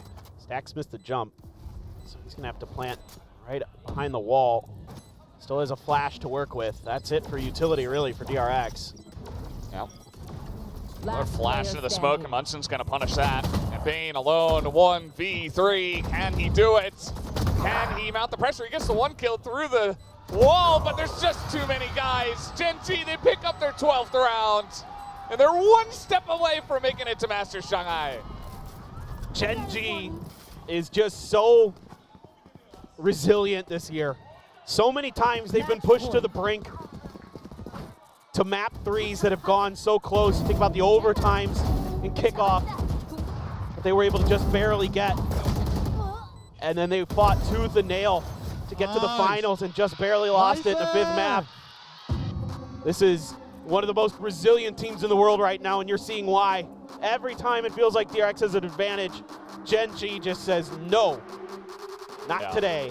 Feels like a lot of individual players really stepping up when they need it most with their gunplay, like Meteor just shooting through Market, multiple headshots. We saw just trying to hold down the site by himself, essentially. Lockdown gets destroyed, but even more value taken at the end, and the push is just so difficult for DRX. And, you know, keep in mind, we were just saying they had to drop 1 weapon. You can see the stress on Buzz's face. I can't even imagine what they're going to have, what they're going to be able to buy here in this last round. They take the timeout because they might as well. Might as well use it. Yeah, for sure. I mean, there's still a world where DRX does this. If any team in the world can do it, we've seen crazy runbacks from them before, but it's going to have to be one of their best yet. Yeah. It's really going to have to, it's going to like go down in history if they can pull this one off. No doubt. Well, you got a Blade Storm for Buzz. That's why he's able to squeeze out just a stinger. Get out of my way. Revealing area. Just got to do that. We got 1 Guardian as well, Foxy9. Oh, he's looking for it. Woo! Looking for the pickoff. Can he hit anyone? Buzz pretty low. Able to duck below that. Actually, it was Bane, it looked like. Oh, look where this got Munchkin too. Yeah. DRX gonna read this. Oh, okay. They do. They do. And, oh, that was a bit late. Well, the judge. We got a judge. We got a judge in a dream. It's not going to happen. Foxy9 with the headshot. Karan. Oh, he's not going to hold it down. Buzz with the 9 to Karan. But Meteor up top. He won't go down without a fight. Looking for Foxy. Oh, and that's going to distract him just enough. As Buzz picks up that kill. Texture's like, well, maybe I just let them have it. Yeah, nothing for me to do the rest of this round except try not to die. Just keep that op. What a read here from DRX. I mean, you see this all the time from Locky. As soon as you see that recon dart and he's got a Hunter's Fury from that position, you know what's coming. And DRX just barely able to escape disaster. And then they just sense, they're like, you know what? I bet they're going to sneak someone into wine on the back of that. They've seen that play before. They read it perfectly. And then I don't know what the heck happened with Lakia there. Just Foxy9 just sees it on the mini map, or you know, got a peek, got the headshot. Unbelievable. Yeah. Now Karon's thinking about it, Judge, as the economy this time it's going to be a little bit weak. You're still going to have that op, of course, but let's see if DRX can get another one going, or if it's going to be essentially a thrifty win for Gen.G. The whole time you're talking, I can just hear the fans. They're screaming their heads off. It is just getting really heated down there. It is insane. It's almost like a battle royale between the fans, trying to cheer louder for their respective teams. Understandably, I'm sure the DRX fans can like feel the energy of a potential comeback, but then Gen.G, they're just 1 round away. Are they going to be expecting the Judge again in this same position? Trying to get ahead of this. poison orb. And seeing if he can catch DRX a little bit off guard, but for now, gonna have to re-smoke to try to go for it. Oh my god. Uh-oh. Bane, he just skirts the left side. And he's gonna back out, okay. And now, chance for the Judge to get some value, just spray through. It's not gonna happen, but Meteor got a stinger kill. Just hanging out in tree, meanwhile. So 1 for 1 at this point. Meteor gonna pull out, and he does get the kill. Another stinger kill from Meteor. Finally goes down. As, Texture's not gonna hit that shot. I mean, he does, but not enough to get the kill. And now, my god. that hit Mako. I thought for a second that might kill him. Oh, they're just so low on the side of DRX. Good Buzz took damage, and Foxy's just barely not gonna get the timing on a Munchkin. Flash comes out, the spray. Meanwhile, the spike is ticking away. The two members of Gen.G want to get in. Munchkin's gonna win that duel, and Buzz has to hold it down. Foxy9 won't be taken out as the defuse is coming in.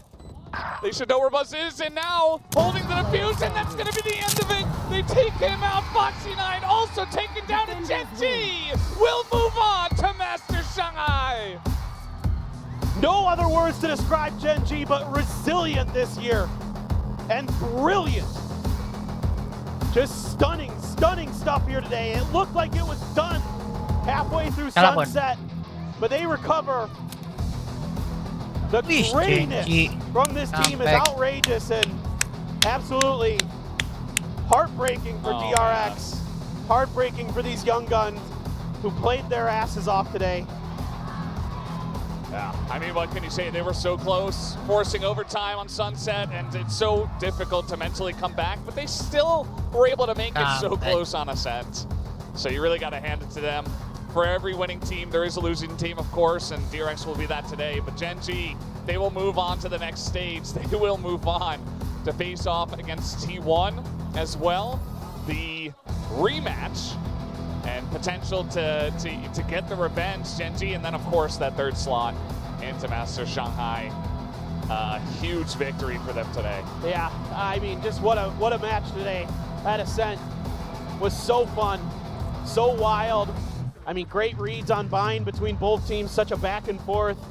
Sunset just is where Gen.G found their second win, found that extra gear. You see a lot of respect for both of these teams. Texter's having a little fun with them, but a hug for Stack.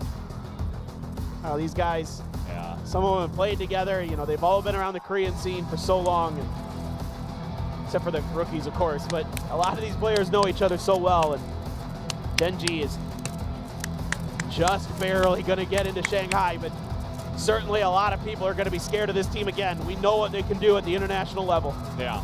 I mean, at the end of the day, it feels like they just barely, stumbled over the line. But as you mentioned, their true power is one to be feared by really any team around the world. And it's going to be really interesting to see if they can do some real damage at that tournament, at that international tournament in Shanghai. And to see it, you know, they're gonna get a chance at T1 and maybe even a finals here as well for Pacific.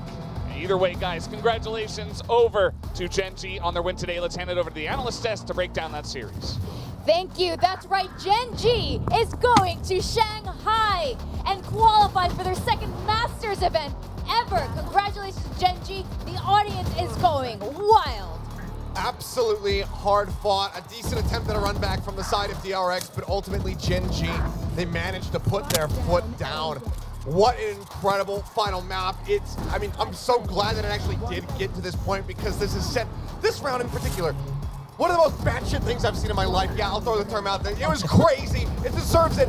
This was nutty the whole way throughout. I mean, DRX starting off just down and out, just looking so very defeated. To be able to run it back, but then Gen.G never giving up, not allowing for that doubt to really overtake them. Yeah, and that's the biggest thing, right? It's just that amount of confidence that we see here for Gen.G. You see that from the highlights, the play that Texture does. He just updrafts because he doesn't give it, a care. That he just pushes in, tries to go for the kill, Munchkin as well. And then there was this play with Meteor when he was on the side, baiting in where the positioning of the lockdown was, and just playing with the reads of DRX. Lakia even getting these kind of highlights. It is just peak Gen.G at this last game. And sure, DRX, they had some couple of stellar rounds. Foxy9 was still doing Foxy9 things, but then it just wasn't enough. Let's just also mention that they close out the map and punch their ticket to Shanghai on a half buy. They have an operator in Texture's hand, but I mean, Meteor comes up with those kills with a stinger. Munchkin is just trying to hold Foxy9 at bay over on Cat with a Sheriff the entire time. Wow. This was just, it was chaos. But as Gen.G has shown, they thrive in that chaos. The only team that can really take them down in chaos has basically been Sentinels and it's been PaperX. Those are the two they contend with. And I will say, I think it's solved right now what the issue is with DRX. And it's Lakia. Because again, you look at kickoff, Lakia was there. They knocked DRX out. When Vision Strikers did go to the tournament and New Turn went, Lakia was there. They had the fix.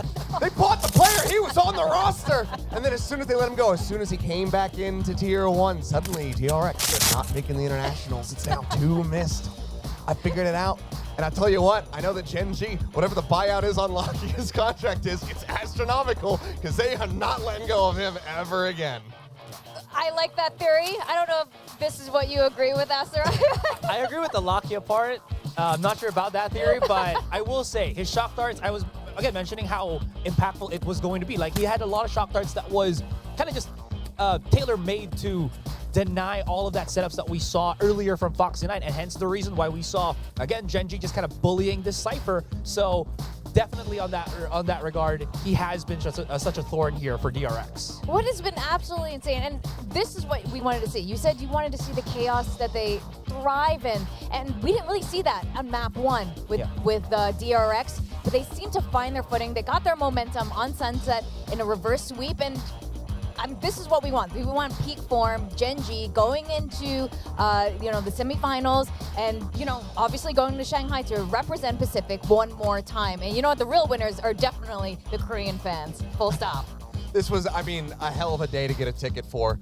I'm sure that they were fighting tooth and nail to try to, get through the checkout and buy it as fast as you possibly can to ensure that you have a seat. But it's been fantastic to just hear how electric the crowd is. And it hasn't obviously just been with the Korean teams. PaperX, tons of fans out here, but even some of the squads, some of the other squads that have been competing over here, Secret Talent, etc., all the squads in playoffs, they have had that representation. They have had those cheers in the audience. And that just makes me very excited for Champions to be hosted here. Because people have been saying, like, oh, the Korean team, the crowd's only going to cheer for the Korean teams. Absolutely not. There are fans from in Korea for every team around the world. There will be representation there. So I'm excited for that, but excited to see Gen.G a crack at another run.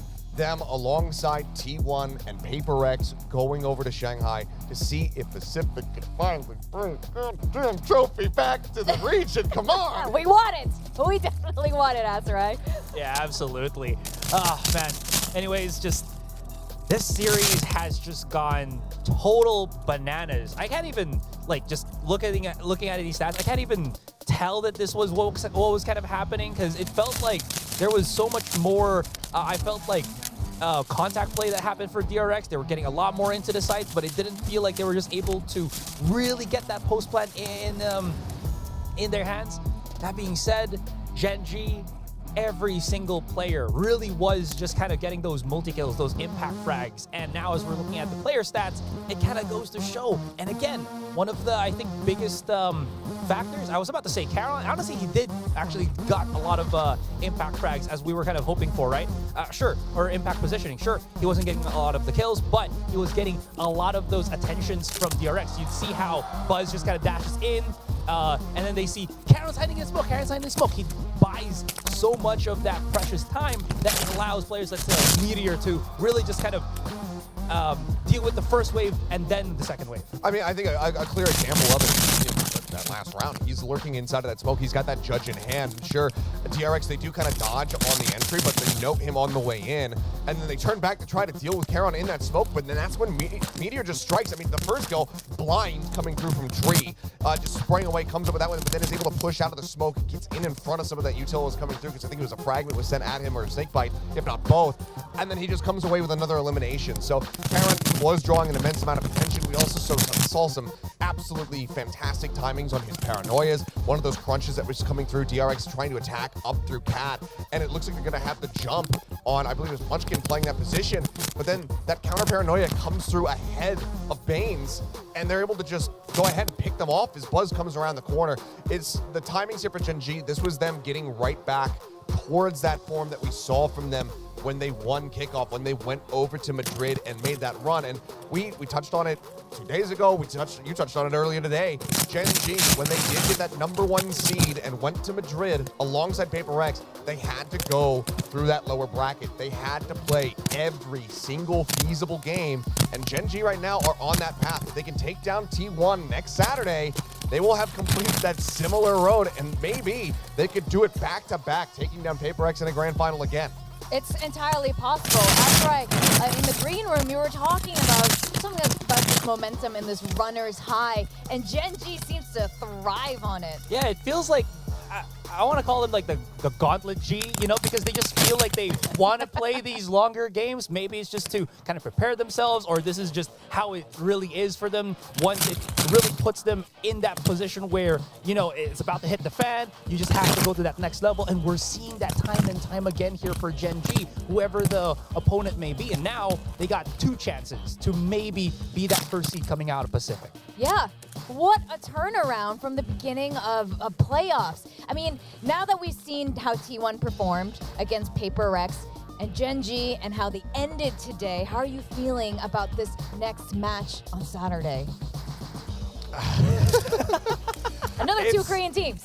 It's pretty tough. I mean, Gen.G versus T1, I think right now, just seeing the tenacity that was put on display, I think I might actually favor Gen.G going into that series. Even though, you know, T1 had a really strong opener, we're able to take them down. I feel like this might be Gen.G. I think they might be able to make that run. All right. We have like 5 seconds. No. Say something. Prediction. Gen.G. You guys heard it here. He Nailed beat it. Gen.G. I got 2-0. All right, we're going down to the stage to talk to our MVP. Congratulations, Gen.G. Thank you guys, and with that, we are down to the final 3. Hello. We have our final 3 for Masters Shanghai, and of course, the last team to lock that spot in would be Gen.G. Now, congratulations, Karon, and thanks for joining me for the post-match interview. But today, you know, huge comebacks. Fake comebacks, if you might say, from DRX, and you know, it went the distance, and there was just so much things going on, but you guys pulled through and made it to Shanghai. So, you know, what's it like? Do you feel relieved at the moment, or are you happy, or is it more like, oh, thank God, I'm just so glad that we were able to do this all together? 오늘 너무 많은 일들이 있었는데 결국에는 해냈거든요. 기분이 어떠신가요? 기분이 이제 매우 좋고, 그리고 저희가 사실 마드리드도 그렇고 원하던, 사실 마스터즈 안 가면 속상하잖아요. 그리고 원하던 게 눈앞에 놓여지니까 그대로 이제 간절함이 또 이렇게 저희를 이끈 것 같습니다. It definitely feels good, and you know, it sucks not to make it to Masters, so I'm really glad that we're able to lock the last spot in. And when you have something that you really want within your reach, and when you can almost touch it, it just makes you want it more and more. And today, I guess we were the team that we wanted more, and we were able to, you know, play up and finally make it to Shanghai. Now, you know, yesterday didn't go the way as you would have liked it to. So what were the feedbacks? What were you able to take away from yesterday? 어제 T1 상대로 좀 생각만큼 경기가 잘 풀리진 않았잖아요. 어떤 피드백이 있었을까요? 일단 제가 이제 계속 스킬 들다가 죽다가 그냥 뭔가 적을 너무 완벽하게 카운터 치려는 그런 제 모습들이 좀 많았거든요. 그런 거를 이제 피드백을 중점으로 받으면서 그냥 이게 정확하게 카운터를 칠 수 있는 게임은 없다. 네. 그래서 어쩔 수 없이 총을 쏴야 되는 경우가 오는데 그냥 좀 미리 던지고 나서 총을 쏘는 게 훨씬 효과적일 거다. 이런 피드백을 많이 들었어요. 알겠습니다. Well, the feedback that I personally received from the teammates and the coaching staff as well was that, I try to use my utils to counter or delay my opponents from coming into the site. And, I try to play it textbook perfect, but I was given the feedback that, there is no perfect way to play this game. And sometimes you just need to whip out your gun and shoot heads, and that's the way you play it. So, we came down to a conclusion where I should just play a step ahead, stay a step ahead and throw my utils beforehand and get my gun out and shoot some heads. Now, DRX today, though, threw a lot of curveballs with their comms, and also they prepared counter strats. They were, slowly working their way back in, even on the last map as well. What do you think made the difference today between the win and lose? And what do you think was the most critical part when it comes to taking this series? 오늘 DRX가 커브볼도 많이 던졌고 추격도 굉장히 많이 했는데 결국에는 젠지가 승리했잖아요. 가장 큰 승리 요인은 뭐라고 보시나요?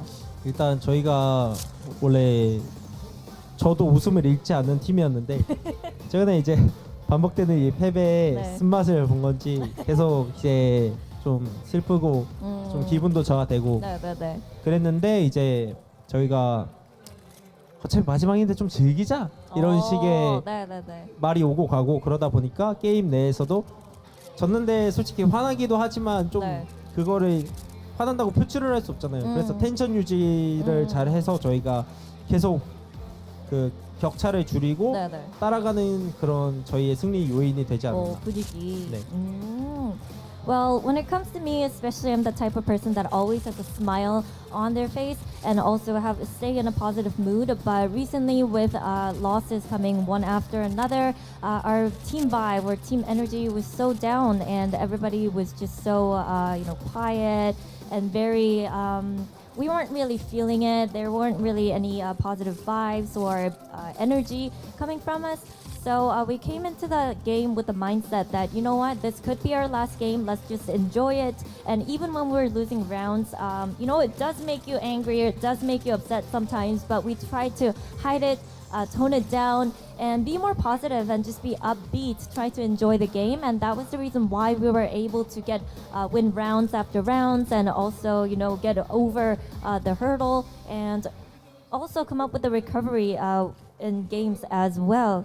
Now, Karan, when it comes to you though, you just made your debut since kickoff, and there are a lot of things going on, with Masters Madrid Stage 1, tough schedule, teams there to counter you, unexpected situations as well. How are you trying to personally deal with the pressure and, work yourself up, make sure that you stay in the best form? 카론 선수는 개인적으로 신인인데 굉장히 많은 것들을 해오고 있고 또 뭐 다른 팀들의 파괴도 싸워야 되고 그리고 뭔가 체력적으로 힘에 붙이는 것도 있지만 계속해서 이겨내고 있잖아요. 어떤 마음가짐으로 임하고 있나요? 일단 저희 마음가짐들은 늘 좀 사실 꺾일 때도 있긴 하겠지만 다시 마인드를 잡는 편이고 그러고 저희가 계속 파괴당하는 부분들이 사실 진짜 좀 그런 거를 당하면은 좀 네. 어지러워하거든요. 아, 네네네. 근데 그게 좀 이번 저희 스테이지 1의 패배 요인이 좀 크지 않았나. 그러니까 네네. 자꾸 똑같은 실수가 반복이 되다 보니까 그거를 고치는 인게임 내에서 고치는 게 어렵잖아요. 네. 근데 그런 거를 계속 생각하면서 그렇게 게임을 했더니 좀 괜찮아진 것 같습니다. 괜찮아졌어요. 네. 빨리 어떻게 해결책을 찾아가는 그런 방법을 그렇죠. 터득한 거죠. 피드백이 네. 좀 많이 그런 부분에 대해서 나오다 보니까 계속 더 잘 된 것 같습니다. 알겠습니다. Now, I would say Gen.G is a team where, resetting our mentality comes easy for us, or rather easier than the other teams, I would say. But some of the things that I'm trying to work on is that people notice that I tend to make the same mistakes over and over and over again. And sometimes I would have that mental block, not able to make quick adjustments fast enough on time. But since we had that feedback and I am aware of those issues, I think I am better at adapting to what the opponents are doing and adjusting my plays and making sure that I clean up my plays so that I don't make the same mistakes in one game or the same series again and again. Now, on Saturday, it's going to be the rematch against T1. if you win that one, it's the grand finals against Paper X on Sunday. What's your mindset heading into the lower finals and possibly to grand finals? 이제 로어 파이널이랑 그랜드 파이널이 남았잖아요. 마음가짐, 각오 부탁드립니다. 이기려고 많이 노력을 할 거고 그리고 이기려는 마음가짐과 저희가 열심히 남은 기간 동안 준비를 해서 그렇게 임할 것 같습니다. 네, 알겠습니다. Winning mindset and also winning mentality would be what we need to make sure that we claim that throne once again. So we'll try our best, make sure we make the best out of the off days and put in very good prep and try our best to win on both matches if we do get to play the grand finals. And that was Karon, everybody, with the post-match interview. Congratulations, Karon, once again, and best of luck on Saturday. Thank you. Thank you. And with that, it's time to close out the day. Now, all flights for Master Shanghai for Pacific teams are fully booked. We have Gen.G, Paper X, and T1 heading off to Shanghai. Now, starting this weekend, it's going to be all about who's getting the higher seed. We have the lower finals on Saturday and also the grand finals on Sunday. So tune in, and we'll be back soon.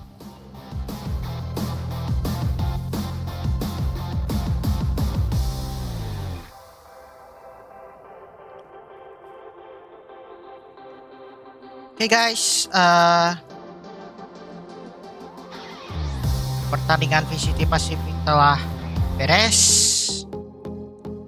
Nanti kita ketemu lagi di match VCT Pacific selanjutnya. Mungkin gua lanjut live MPL kali ya, yang Onyx lawan RRQ. So jadi sampai jumpa di live stream selanjutnya. Thank you buat teman-teman semua yang udah dan watch party atau nobar VCT Pacific ini, and I'll see you again in